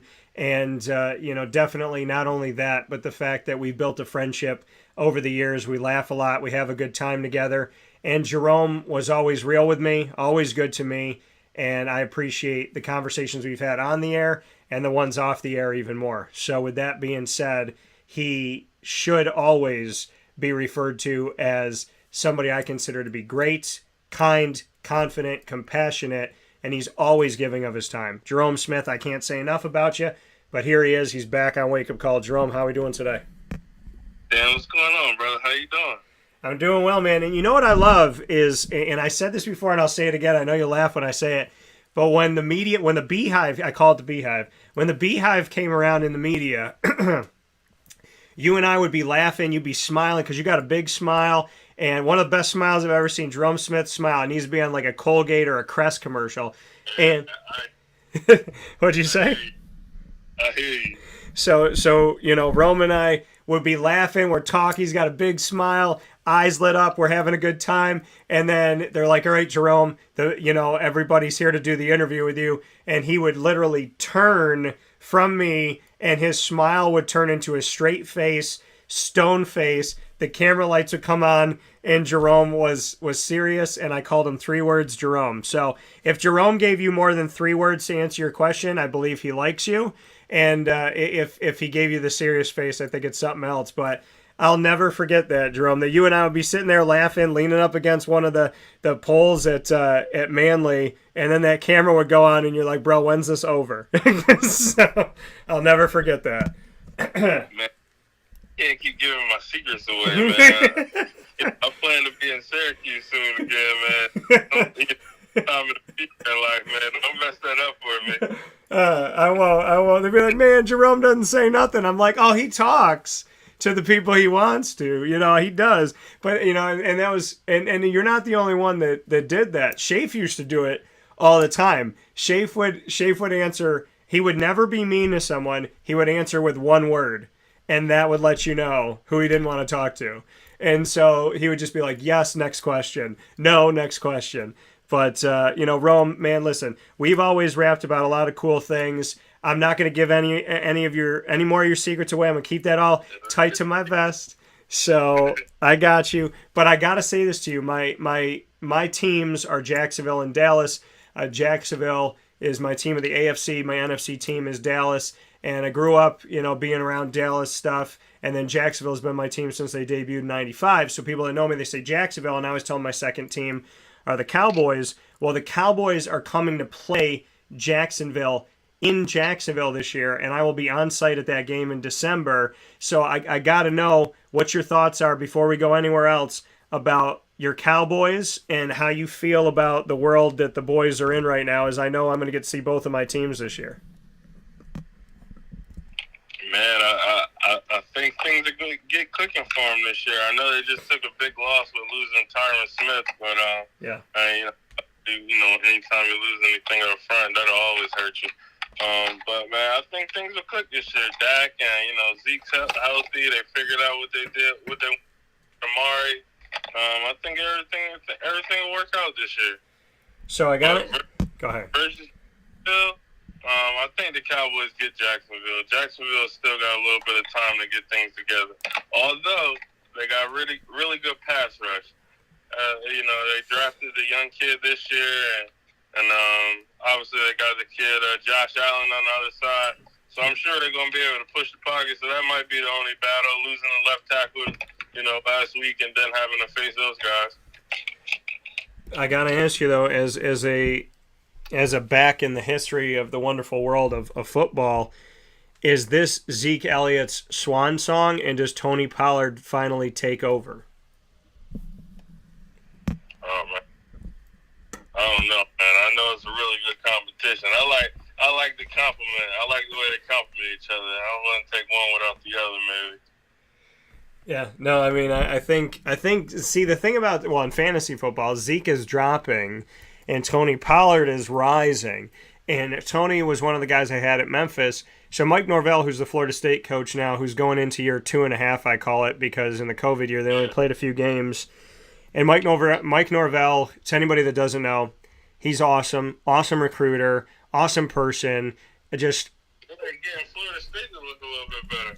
Yeah, well, and that's the thing, and they will. And when you look at Mike Norvell at Memphis for the 4 years he was there, he not only sent guys to the NFL like crazy, a lot more than Syracuse, but he sent just running back alone. There's like what? You can't just be throwing stuff like that out there. No, what I'm saying is, in his time at Memphis, there was a lot more guys getting to the NFL because they had a better bridge. I'm not saying the talent wasn't there.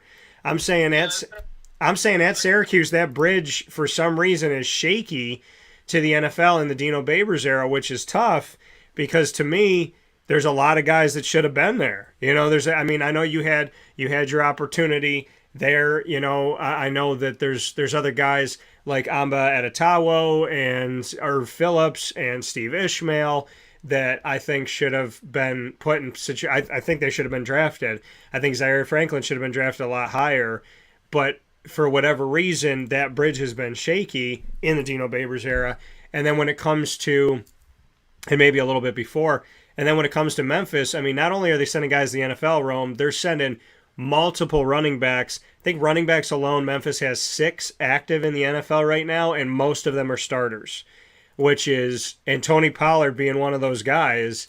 Tony Pollard, Darrell Henderson Jr., there's a lot of guys around the NFL that called Memphis home. So all I'm saying is those Memphis backs seem to be all right out there.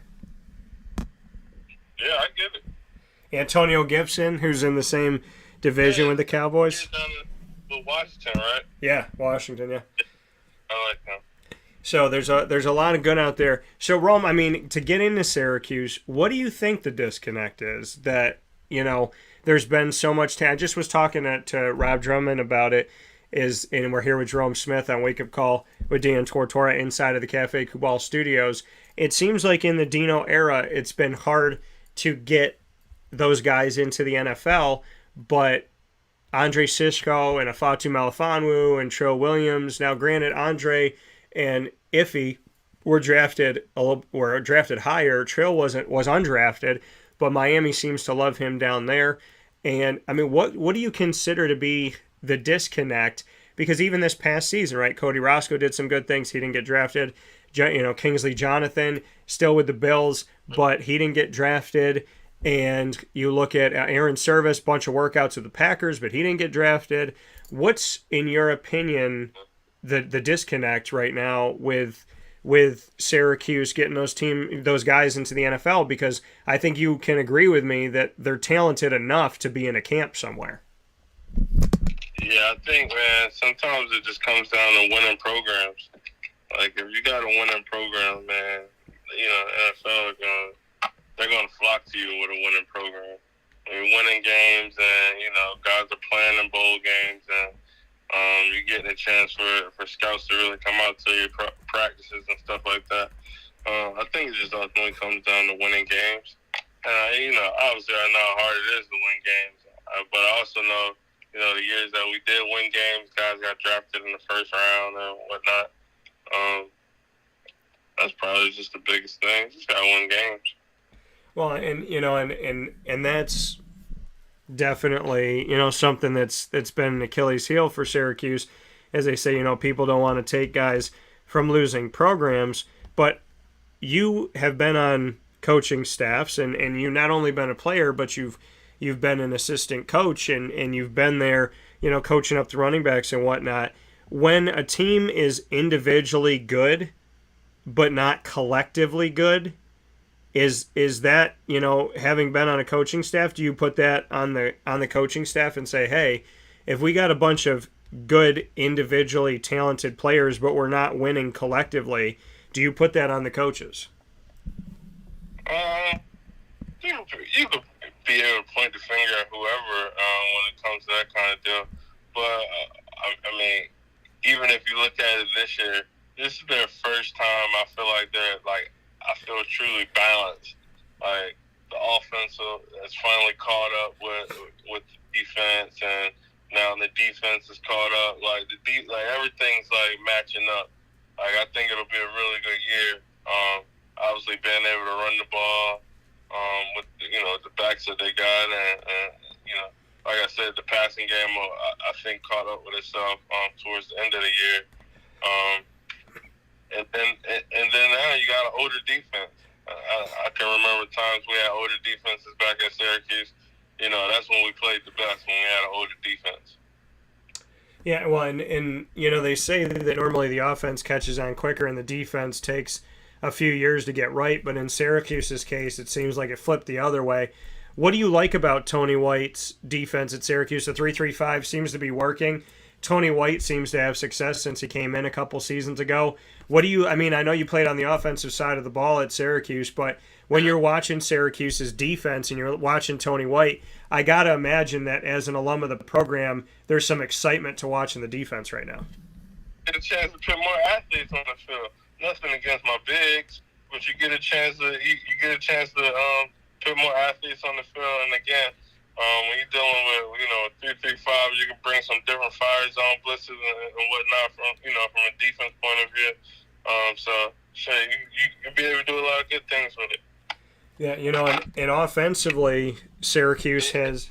The fact that he's had success with it. Yeah, that's one important thing. Like, man, that dude's had success with it out west. Well, and that's, I mean, so, Tony, and that was the thing, I was thinking, because like you said, no offense to my dogs up front and your bigs up front, my thing is I'm a proponent, or have been a proponent, of 4 sets of hands in the dirt. So when they say we're going to go 3-3-5, I'm like, uh-oh, you know what I mean? But credit to McKinley Williams and Kingsley Jonathan and Cody Roscoe and Josh Black and Caleb Okechukwu and so on and so forth, that they made it happen, and they've done a lot of good things. What does it say about Syracuse? I mean, the secondary was the biggest glaring issue of Syracuse for like a decade, maybe 12 years. I mean, I've covered Syracuse like my whole life, and I look back on it, and I remember saying every single season when someone's like, what's like the sore thumb, what's like the question mark, and it was like cut and paste, secondary. And that's changed.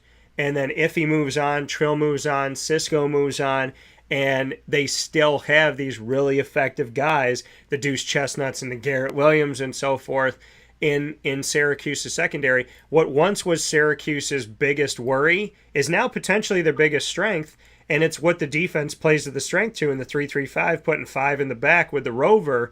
So what can you say about that transition, that Syracuse went from a time where the secondary struggled, and now when these guys leave and finish up their eligibility and they go on to the NFL, Syracuse has been able to recruit in such a way that when they lose one, they get one, they lose one, they get two. It's been a long time since I've seen a good secondary, and after you hear Cisco, Trill, and Iffy are gone, people thought, oh, maybe it'll fall down a little bit. I think Syracuse defensively in the secondary continues to be impressive. Yeah, man, and that goes out to those guys doing the recruiting and the guys that were there when True and some of those guys were younger. Morgans and the Eskers of the world. Obviously those guys been a little bit older. When those guys came in, they had a chance to touch those guys on the way out. And obviously, with this deal, man, obviously have some ups and downs, throughout the program's years. It's finally good, like you said, to get some consistency with a position. And we look to the offensive side of the ball, and we look to the running back. I said it over and over and over again, and now I don't have to say it anymore, that the last time Syracuse had a 1,000-yard back was over a decade ago. Now it's not. So to know that Sean Tucker bridged the gap between you and him in a decade, really almost a decade's worth of time, that back in like 2012 when you had your 1,000-yard rushing season, you had 1,171 yards rushing, you averaged 5.2 yards a carry. So going back to that and knowing that that's now done, in 2021 we had our next 1,000-yard rusher for Syracuse. What does that mean to you that Sean Tucker finally bridged the gap, broke that wall down, and for the last guy that did it, how do you look at Sean Tucker? Oh, man, that's something that should be done every year, in my opinion. Shame on us that we haven't had it happen every year. That should, when I was in the running back row, that was kind of like that was the bar. I played with DeLon. DeLon was a 1,000-yard rusher. The next year, Antoine was a 1,000-yard rusher. Next year, I was a 1,000-yard rusher. So it was kind of like what you expected out of the Syracuse running back, as when I played in there. So man, it's just getting the standard back to a 1,000-yard rusher. We like to say those correlate to wins. Those bowl game wins right there. You can run the ball in any conference. Anytime you can run the ball, you're going to be a really good football program. Yeah, and Sean Tucker now single-season leader in rushing yards in Syracuse history. above Floyd Little, above Ernie Davis, above Jim Brown, above Joe Morris, above Larry Zonka, above everyone in Syracuse history for single season yardage that he attained. What does that mean to you that Syracuse's record holder now just happened? Go ahead. It's special, and the good thing is we got more to watch. You know, he got more to put on, on the field. That's the most exciting part about him. He's got more, more to grow. Man, I'm excited for this kid. He's going to be a special one. That coming from the words of Jerome Smith here on Wake Up Call with Dan Tortora inside of the Cafe Kubal studios. Rome, when I was talking with Drum in the first hour, I said this to him, and I have the video up. People are going to check the video, and I'll share it again. It's on youtube.com/wakeupcalldt. Make sure you subscribe to us there for free on YouTube and catch all of our Syracuse content, as well as everything else we have. But I spoke to Sean Tucker after the season last year, and he was sitting in the chair. I knelt down, put the camera in front of him, and I said, hey, let's talk about it. Let's talk about what's going on and everything that he's done. And I said, let's discuss 44. And he said, I don't want it. And I said, why? He said, well, I think I've done a pretty good job with the number 34 and, making a name for this. And I said, would you take 44 if they gave it to you? He said, no, I wouldn't. So you wore 45. He's wearing 34. Drum wore 36. So what can you say about the fact that Sean Tucker's like, I don't want it. I want to build my legacy. I want to make 34 special. What does that mean to you, being somebody that had your own number and were 1,000-yard back yourself? I think it's the respect for the number. It's a lot of respect that go into wearing that 44. Like myself, man, I think it's something that you just don't touch.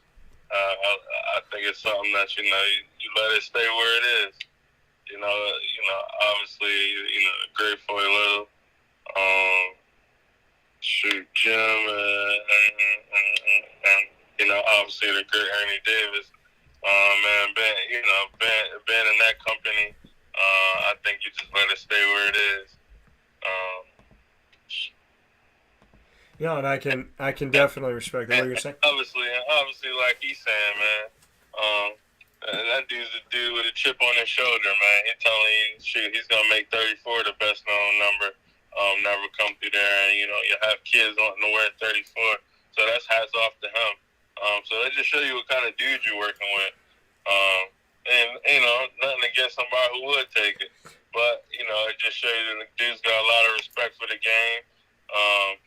A lot of respect for the number, obviously going to bet on himself.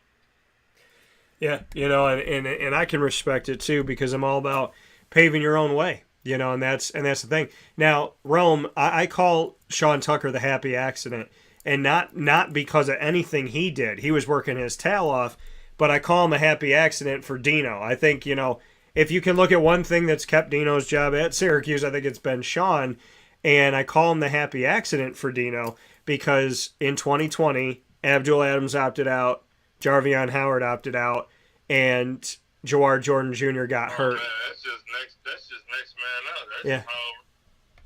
That's just how this thing goes. That's the way the business is.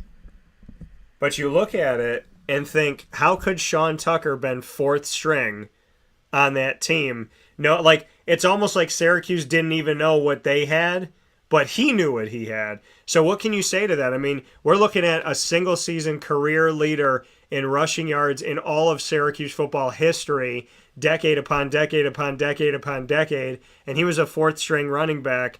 So, I mean, if all those things didn't happen, he's not the next man up. What does that say about Sean Tucker? Because they say if you want, if you're always ready, you don't have to get ready. So to Dino, he's a happy accident, but to Sean Tucker, he put it up. I told you, he's a special football player, man. Like I said, man, he's a special kid. The most impressive part about this thing is we're gonna get a chance to watch him again. Yeah, and probably. How long we got a chance to watch him in Orange, but we get a chance to watch him again. So. Yeah, I think we got this year. That's probably it. So. Yeah, go and enjoy him. Yeah. Go and enjoy. Now, are you planning on coming up for any of the games, Rome? Yeah, absolutely. I cannot wait. I know we changed the dome up a bit. Obviously, get up there, check you out, and check some things out up there. Can't wait. Yeah, I definitely get up to some games. I haven't marked the calendar yet. I know, man, some of the guys are talking about getting up for a couple games. So probably just checking the calendar off, figure out some days. Yeah, man, and I definitely. Got any good ones? Yeah. There's a lot of good. Well, actually, Syracuse starts off. This is the cool thing about it. Syracuse starts off their season with 5 of their first 6 games at home, and so so Syracuse this season, taking a look at their football schedule for the fans out there, definitely know that this is going to be a really nice one. They start off this Saturday, September 3rd, against Louisville at home, and then they're in Stores in Connecticut on the road. That's a good one. Yeah, so Louisville, first game of the season. Purdue is at home on the 17th of September. Virginia on the 23rd is a Friday night at home. Then they have Wagner on October 1st. They have number 13th ranked in the nation, NC State, on October 15th, 6 days before my birthday. And then on October 29th, they have Notre Dame at home. And then they have Florida State at home on November 12th as their last home game of the regular season. So, Rome, you definitely, I'm thinking Purdue, NC State, Notre Dame, Florida State, there's some games for you to come up for. Yeah, sure. I'm definitely going to figure it out. And once you figure that out, you let me know in advance, because we will go, just like we're doing with John Flannery, who was a member of not only Syracuse but the Indianapolis Colts and had some good time in the NFL on the offensive line. John Flannery's coming in for the Louisville game, so we are doing a live on-site broadcast at one of my partners' Pizza Man Pub this week with John Flannery. So he's not just coming into town, we're showcasing him and spotlighting him. So when you come in, and whoever comes in with you, I'm more than happy to, like we did a few years back, put you out there, get you back in front of the people, get a spotlight back on Jerome Smith. So you let me know what game you're coming in for, and I'll make sure in game week that we do a Jerome Smith special. All right, Dan, I'll definitely let you know. So having Jerome here on Wake Up Call with Dan Tortora. Rome, before I let you go inside of the Cafe Kubal studios, I would definitely love to, hear your thoughts on somebody. I know you shared it. I know a lot of people did, and that is, to share some love and some thoughts about the untimely passing of Devante McFarlane, 29 years old, wore the number 29 at Syracuse. He's a baby, and to me, it's. I mean, this is a life that was just getting started, in my opinion. So, how have you navigated this, which is something that nobody should have to deal with, not like this? And so, this is a teammate of yours, this is a brother in the backfield. How have you, you spent a lot of time with Devante, so number one, how are you doing? And number two, just what's going through your mind and your heart right now? Man, it obviously, it's obviously a tough time, but, you can't really think about yourself, think about his siblings, you think about his parents and whatnot, and they obviously going through it the most, obviously losing a son, losing a brother, losing a grandson. So that's what you think about at this time. And then, for me, what kind of helped me out there at this time was just thinking about the real good times you had with him, the times you had, when I watching him just develop as a young man, watching him come in as an 18-year-old football player, and, I was a little bit older at the point, and just watching him navigate through his first few years at school and obviously, just developing as a young man, football player. Yeah, that was cool, but just watching him develop was the coolest part about it. And like I said, man, if you know D-Mac, man, he always going to put a smile on your face. Always got a joke for you, always a good time. And like you said, man, just time, just going too soon. Yeah, and Jerome, you got to spend a couple of years with him, 2012, 2013 at Syracuse, so you had a lot of time. And, in the backfield, a lot of time in practice, a lot of time in the locker room, a lot of time in the film room, a lot of time in the running back room. Of those couple years that you had with Devante where you guys saw each other every day, I know you said he'll always put a smile on your face, but what do you, on top of all of that, what do you remember the most about those couple years with Devante, and how much do you value those memories right now?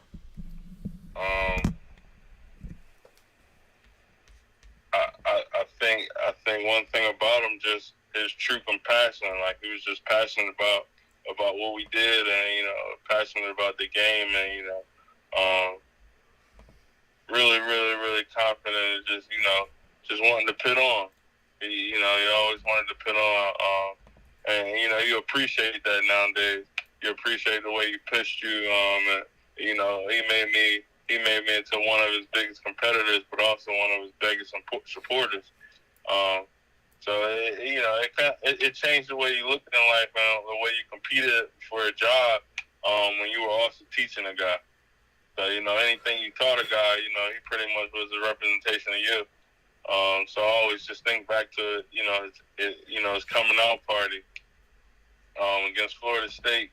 I think 2013. I always said that was his coming out party, man.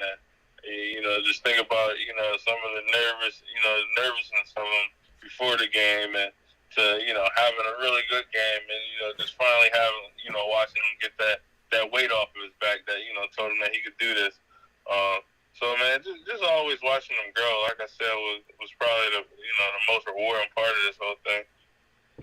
Yeah, when we look back on that game back on November 16th, 2013 against Florida State, where he led the Orange with 81 yards on 13 carries, returned a kick for 20 yards, and had a 23-yard catch. So was involved in the passing game, the rushing game, and special teams. Like you said, when you teach somebody something, they're a representation of you. They're an extension of you.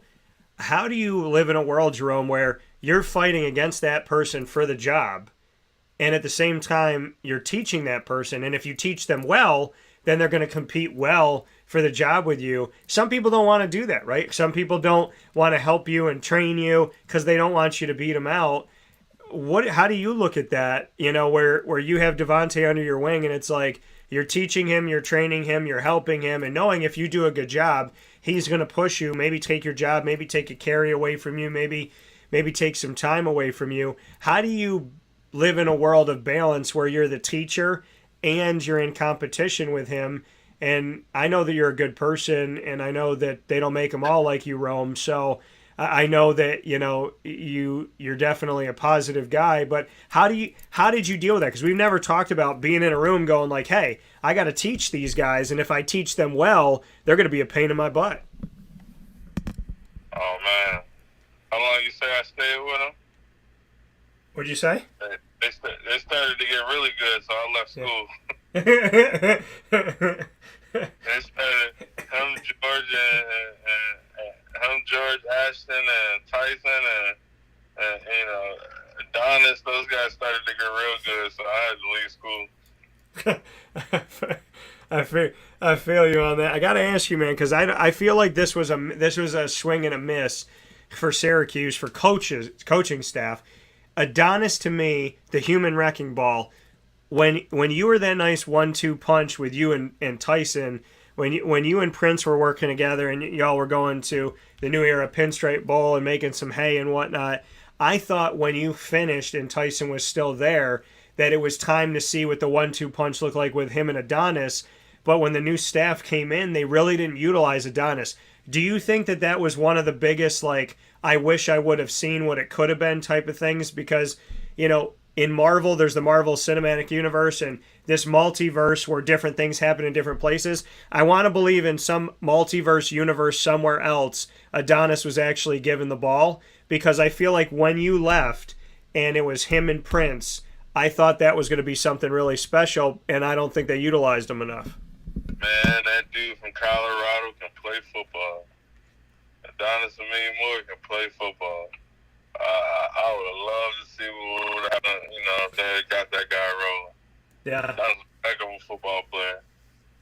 Yeah, and I can't agree with you more. I mean, I think that was a swing and a miss, man. What'd you say? 240, man. Sweet feet, light on his feet. Oh man, he could ball. And obviously I got a chance to watch him every day. Throughout practice, and obviously, when he did get reps in game. But man, that dude could ball. Adonis Amin Moore, yeah, man, one of my favorites, one of my good friends, like you as well. Favorite guys, favorite backs. Yeah, but can you agree with that? That like it was just like he had the talent, they didn't give him the time, because I feel like he was.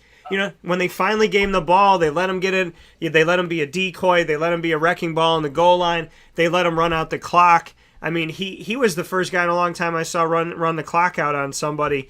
I feel like if we could go back in time, that's one of the things in Syracuse history that I wish was different, is that I wish Adonis got the ball more. Man, but in the same conversation, I told you those young guys got really good. Devante and what's the other kid name? He came in as a true freshman and played. Yeah, they had. So if we're going back to 20, well, you finished up in 2013. So if you're going to like 2014. 2014, 2015. What was that kid's name? Yeah, because if we go back to the Syracuse football roster back then, because Devante was there until 2015, there was a bunch of different guys that had it, and in 2014, Syracuse running back wise, let me see here. I'm going back and looking at who they had in the backfield at that time. So they had, in 2014, Syracuse had, let's see here, all together in the backfield, it was Irv Phillips, who got moved eventually to wide receiver and H-back, Prince Tyson Gully, George Morris, Devante McFarlane, Adonis Amin Moore, Greg Tobias was 2014. And then so they had two Georges back there. And then in 2015, Syracuse had, I want to see who they had in 2015. They ended up with, in the backfield, Devante was still there, and they also had, let me see. Jordan Fredericks. They had Fredericks. They had Jordan Fredericks. That might be it. There it is. Jordan Fredericks. Yeah, who I just had on the show recently, who was run out of Syracuse, which was very unfortunate to hear his story. But back when coaches could tell you who you weren't allowed to play for. Back in 2015, it was a smaller back. It was Jordan Fredericks, George Morris, Devante McFarlane, Jacob Hill. That was it that they had in the backfield. And you gotta remember, was where we was at in the offense. We just had a lot of people touching the ball. Yeah. You remember? We did jet sweeps with Brisley. We still had quarterbacks that took carries and ran the ball, so it was a lot of football to go around. And like I said, it was just a competitive group. It was, whatever day somebody was hot, it was rough. Those days, I didn't know what was going to happen with me. No, it's crazy to go back and look back at this, because Jacob Hill had to fill in at a certain point, who wore number 34 back a few years back, and he did some good things. George Morris tried to get it going, and then Fredericks was there to take over, because, oh my God, that's so crazy to go back there and look at that. The Jordan Fredericks was a part of that team back then, and so and then Ashton Broiled and Brisley Esteem were those guys that you could use in different sets and different pieces. Or Phillips was the same type of thing, and they were doing bubble screens for him. So it was.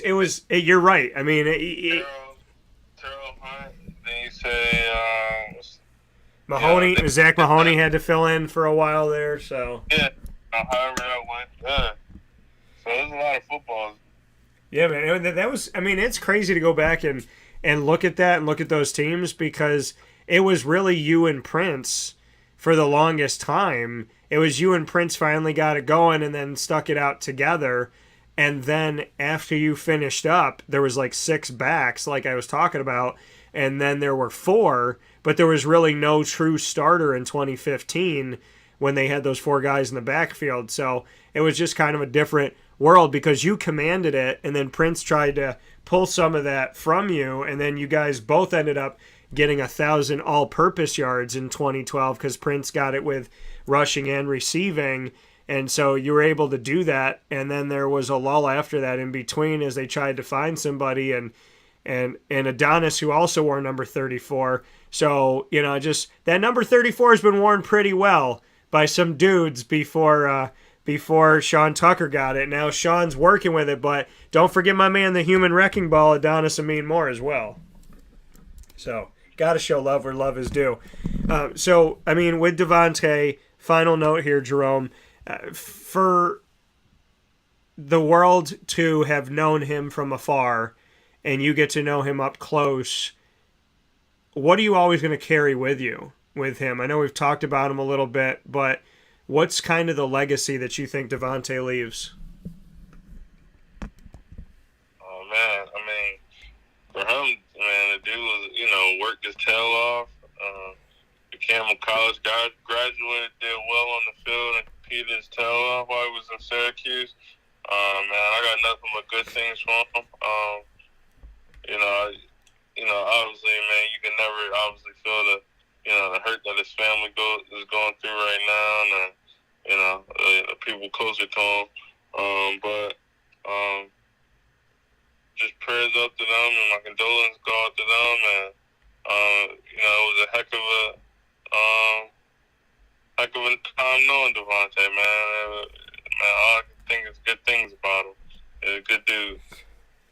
That coming from Jerome Smith. Jerome, you and I were talking off the air. Feel as comfortable to share whatever you'd like to, but you've gotten to do some cool things recently. I would love for you to talk about your internship with the NFL, so if you'd like to speak on your time with the Pittsburgh Steelers, I'd love to hear about it. Yeah, man.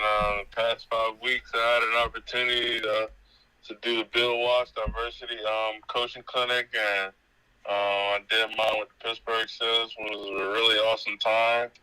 It was just a really good time as far as, the meeting settings, obviously having a chance to, play there and, play at the next level, obviously what goes on from a player side, but it was really cool, obviously, to get in the coaching side and, hang out there.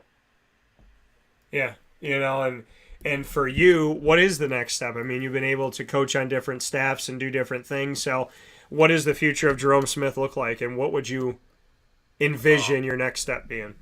Oh, man, I'm just taking a day at a time. I'm going to hang out and catch some college games this year. My brother plays down at Alabama State, so I'm going to check him out a few times this year and try to get up the Q's 2 or 3 times this year and, get ready until next season. That coming from Jerome Smith. So looking forward to what's coming up. Always great things, always a great time with Jerome. And now that we are firmly into football season, very excited to have Jerome here to kick off the week 1 with us on Wake Up Call with Dan Tortora.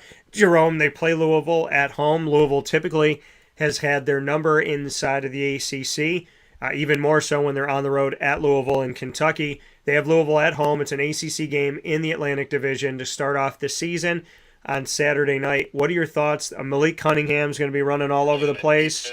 Defense got to show up, baby. We just got to contain them. We cannot let that quarterback get off and just start destroying the game. We just got to tackle, defense play well, offense, shoot. Showing those guys up front and, offense how to attack down, get the ball to Sean, and like I said, man, they just got to tackle on defense.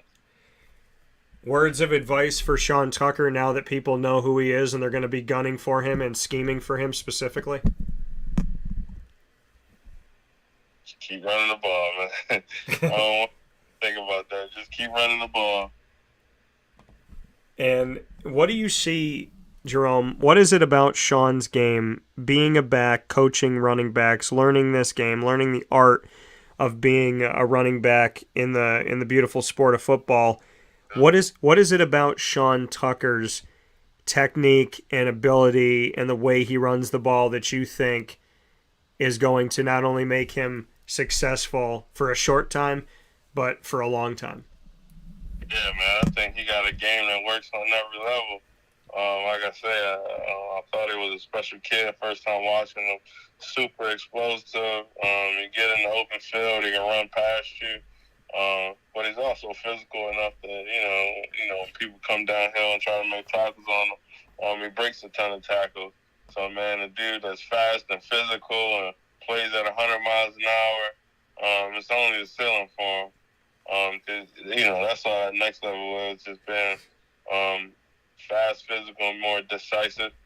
That's the only way he can, just keep polishing his game up, stay healthy. It'll be a good one.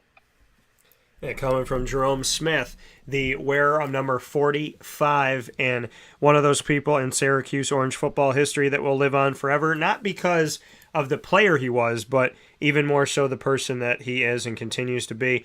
Rome, as always, I appreciate you, and definitely got to have you back on more often here, and as you have some time here to travel about and whatnot, I got some ideas, so we'll have to talk off the air and find if there's a way to involve Jerome Smith on Wake Up Call a little more often, because we got the excuse to do it right now. I think we should take it. All right, I got you, bro. Well, listen, be good. Take care of yourself. Shout out to the Cowboys, and tell your family I said hello, and please give my best to your little brother, okay? Yes, sir. You too. All right, man. Take care. All right. See ya. That coming from Jerome Smith one more time on Wake Up Call with Dan Tortora, where sports meets that thing called life. We're going to take a step aside for a fast break. When we spin back around here on Wake Up Call with Dan Tortora inside of the Cafe Kubal Studios, we'll wrap up today's broadcast and get you ready, because we are firmly, believe it or not, in Syracuse Orange game week. Folks, the fair's going on. It is 90-something degrees in Syracuse, New York, and at the same time, it's football season. Thank God the Dome finally put air conditioning in a dome that used to be named after an air conditioning company that didn't have air. Thank you, good Lord baby Jesus. May it be a nice temperature inside of the Dome this weekend, because I've been in there when the Dome was 106, and I'll tell you something, I'm a man who likes to wear a suit, but those first couple games, your boy might be wearing some khaki pants and a polo shirt just to make sure I'm not going to pass out in the press box. We'll take a step aside for a fast break. We'll be back right after this on Wake Up Call with Dan Tortora.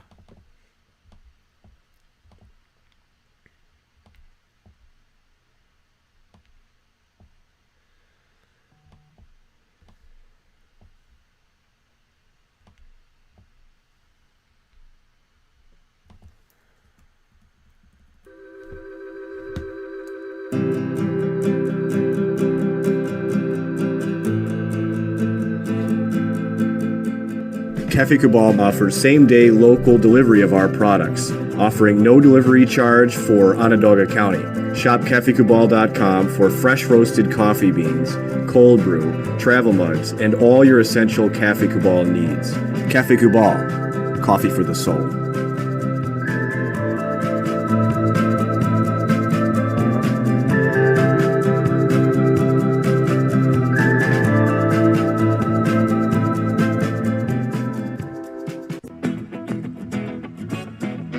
This is Amy from Mother's Cupboard, home of the whole frittata. We are open daily 6 a.m. to 1:30 p.m. For takeout orders, call 315-432-0942 and tune in to Wake Up Call with Dan Tortora for our monthly food challenge, and try our Wake Up Call signature menu item, available 7 days a week.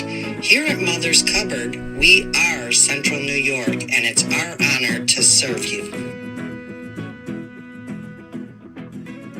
Ma and Pa's Kettle Corn and Popcorn Factory remind us that every day is worth celebrating. Find them at 201 Old 7th North Street in Liverpool, New York, open Monday through Saturday in-store and all the time online at maandpaspopcorn.com. Serving our Central New York community and beyond, you can order all throughout the country at maandpaspopcorn.com. And remember to get your tins, which have in-store half-price refills forever. Ma and Pa's Kettle Corn and Popcorn Factory, available to you for fundraising and all of your events by calling 315-450-6272. That's 315-450-6272. Ma and Pa's Kettle Corn and Popcorn Factory. How corny are you?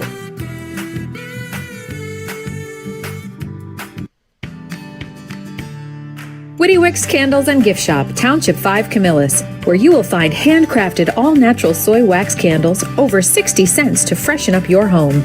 We carry a wide range of locally made items, Salsicuse, Syracuse Salt, and Chocolate Pizza Company, to name a few. Let our knowledgeable staff help choose unique gifts and keepsakes for any occasion. Gifts for family and friends, and maybe a little something for yourself. Witty Wicks Candles and Gift Shop, Township 5 Camillus.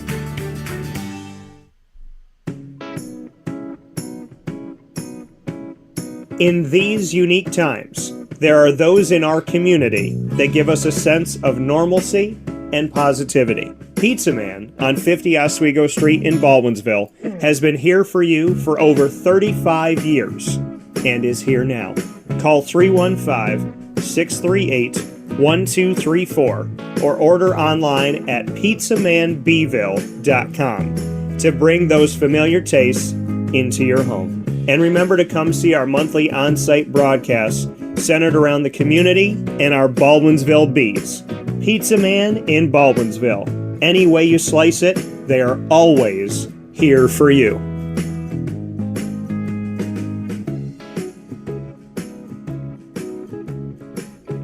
This is Jimmer Sikowski, owner-operator of Chick-fil-A Cicero, 7916 Brewerton Road in Cicero, right in front of the Home Depot. I had a deep feeling that God wanted me to do something bigger with my life and to help people, help others. I kept putting Chick-fil-A in my life, and I realized as I was going through the franchise selection process that positively impacting the lives of others was really core to what we do here at Chick-fil-A. First of all, it starts with the food. The food is brought in fresh daily. We bring in local produce. We prepare to order in the kitchen. We hand bread our chicken. We hand spin our milkshakes. It's great food. It doesn't taste like fast food. I think the second thing is the way people feel when they come in a Chick-fil-A restaurant. It's different. We try to treat people with intentional kindness here, which is very different and deeper than good customer service. And so I think it feels remarkable for most people to come in a Chick-fil-A restaurant. And then lastly, the impact that we try to have in the community is very different. It's a big part of the expectation of every operator of a Chick-fil-A restaurant is that they're actively engaged in their community, they're a leader in the community, and they're making a difference. When they realize that what we're striving to do is to shine a little light in their life, that's a very, very different experience than you will have in any other quick service restaurant. And it's that remarkable experience that I think people will emotionally connect with. I'm George Townsend of Honda City with some good advice when buying a new car. The true cost of owning a new car is determined by the appraised value when you trade it. No vehicle appraises higher than a Honda. Next, look for low APRs and deep discounts. You also want low maintenance costs and great fuel economy. That's why my advice to you is to buy a new Honda. Looking pre-owned, visit our Honda Certified Used Car Center. Honda City, 7140 Henry Clay Boulevard, Liverpool, or HondaCity-CNY.com. It would be a pity if you don't shop at Honda City. Our corporate purpose at Chick-fil-A is to glorify God by being faithful stewards of all that's entrusted to us and to positively influence all those who come in contact with Chick-fil-A. And what became increasingly clear from our success in Cicero is that people love Chick-fil-A. And also I think we recognized that, we had a great opportunity to grow the brand and grow our platform. I felt incredibly grateful when I was selected to be a Chick-fil-A operator. I think what it's meant for me, what I've come to realize on a very deep level is that this is a calling for me. It's not a career, it's not a job. The Lord called me to be a Chick-fil-A operator and to use these restaurants to glorify Him and to positively influence other people. I'm blessed. I'm very blessed. Head to Chick-fil-A Clay on 3974 State Route 31 in Liverpool, New York. Welcome back here to Wake Up Call with Dan Tortora inside of the Cafe Kubal studios, hanging out here where sports truly meets that thing called life. And I want to thank you for being a part of the show. Like I said, the Cafe Kubal studios, fill your cup up right this morning and every day, all throughout the day, as Cafe Kubal is open throughout the day in their locations on 3501 James Street, 324 West Water Street, 401 South Salina Street, all in Syracuse, New York. They are also there for you on 343 Fayette Street in Manlius, New York, in their double-decker cafe, and at their drive-thru location on the corner of Route 11 and Taft Road at Sweetheart Corners in North Syracuse, right by the airport. So make sure to go and check them out there. Want to thank everybody for being a part of the show every Monday through Friday. We're back to our normal scheduled time when we do Hooters Week live from iDrive. We're there from noon to 2 because it's lunchtime down at Hooters iDrive Orlando on 8801 International Drive in Orlando, Florida. So we did adjust the time last week. Now we're back to our regularly scheduled broadcast of 9 a.m. to 11 a.m. Eastern Time right here on wakeupcalldt.com's homepage and on facebook.com/live-now-dt, also worldwide on youtube.com, facebook.com, and mixlr.com, all /wakeupcall DT. Once the shows go live, you can find them in the archive. We'll be adding a bunch of stuff here this week, including what you just heard this morning with Jerome Smith and Rob Drummond as two individual shows. So you'll be able to hear Rob's entire interview as well as Jerome's entire interview on Amazon Music, Audible, iHeartRadio, iTunes, and Apple Podcasts, MixLR, TuneIn, YouTube, Podvine, Podbean, Stitcher, Spotify, Player FM. All you have to do is search Wake Up Call with Dan Tortora, or one word, Wake Up Call DT. And of course, you can also ask Alexa or any of your Google Home devices to play the latest episode of Wake Up Call with Dan Tortora, and they'll do that for you as well. Thanks to our Central and Upstate New York partners and beyond. Cafe Kubal, Carvel DeWitt, with the Wildcat Sports Pub, PB&J's Lunchbox, Witty Wicks, Avicoli's, Ma and Pa's Kettle Corn and Popcorn Factory, Canine Camp Dog Daycare, Pizza Man, Honda City of Liverpool, Chick-fil-A Cicero and Chick-fil-A Clay, Canine Campground Dog Boarding, Mother's Cupboard, and Victory Sports Medicine and Orthopedics. Wake Up Call is also the proud exclusive multimedia marketing partner of your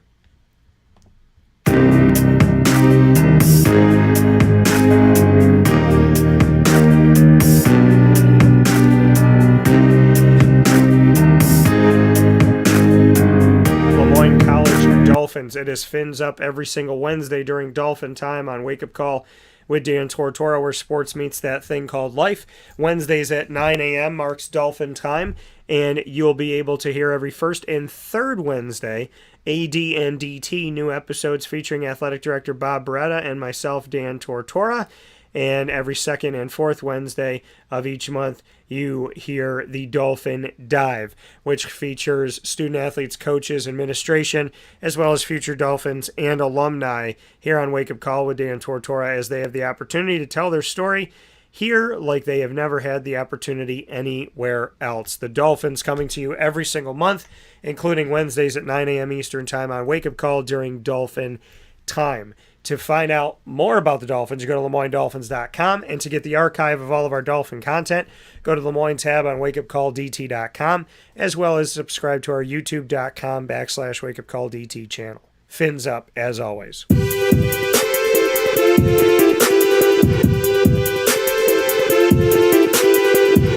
The Marywood University Pacers are also exclusive multimedia marketing partners with Wake Up Call with Dan Tortora.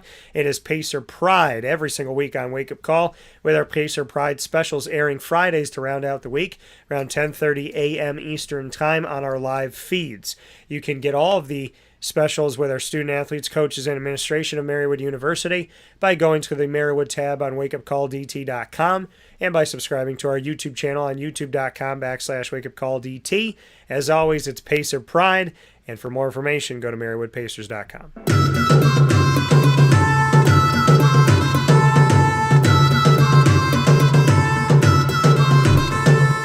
the Bryan and Stratton College Bobcats of Syracuse, our proud exclusive multimedia marketing partners with Wake Up Call with Dan Tortora as well, bringing you the Bobcat Buzz every single month on Wake Up Call with Dan Tortora. We've had exclusive opportunities with student athletes, coaches, as well as administration of the Bryan and Stratton College of Syracuse right there on James Street.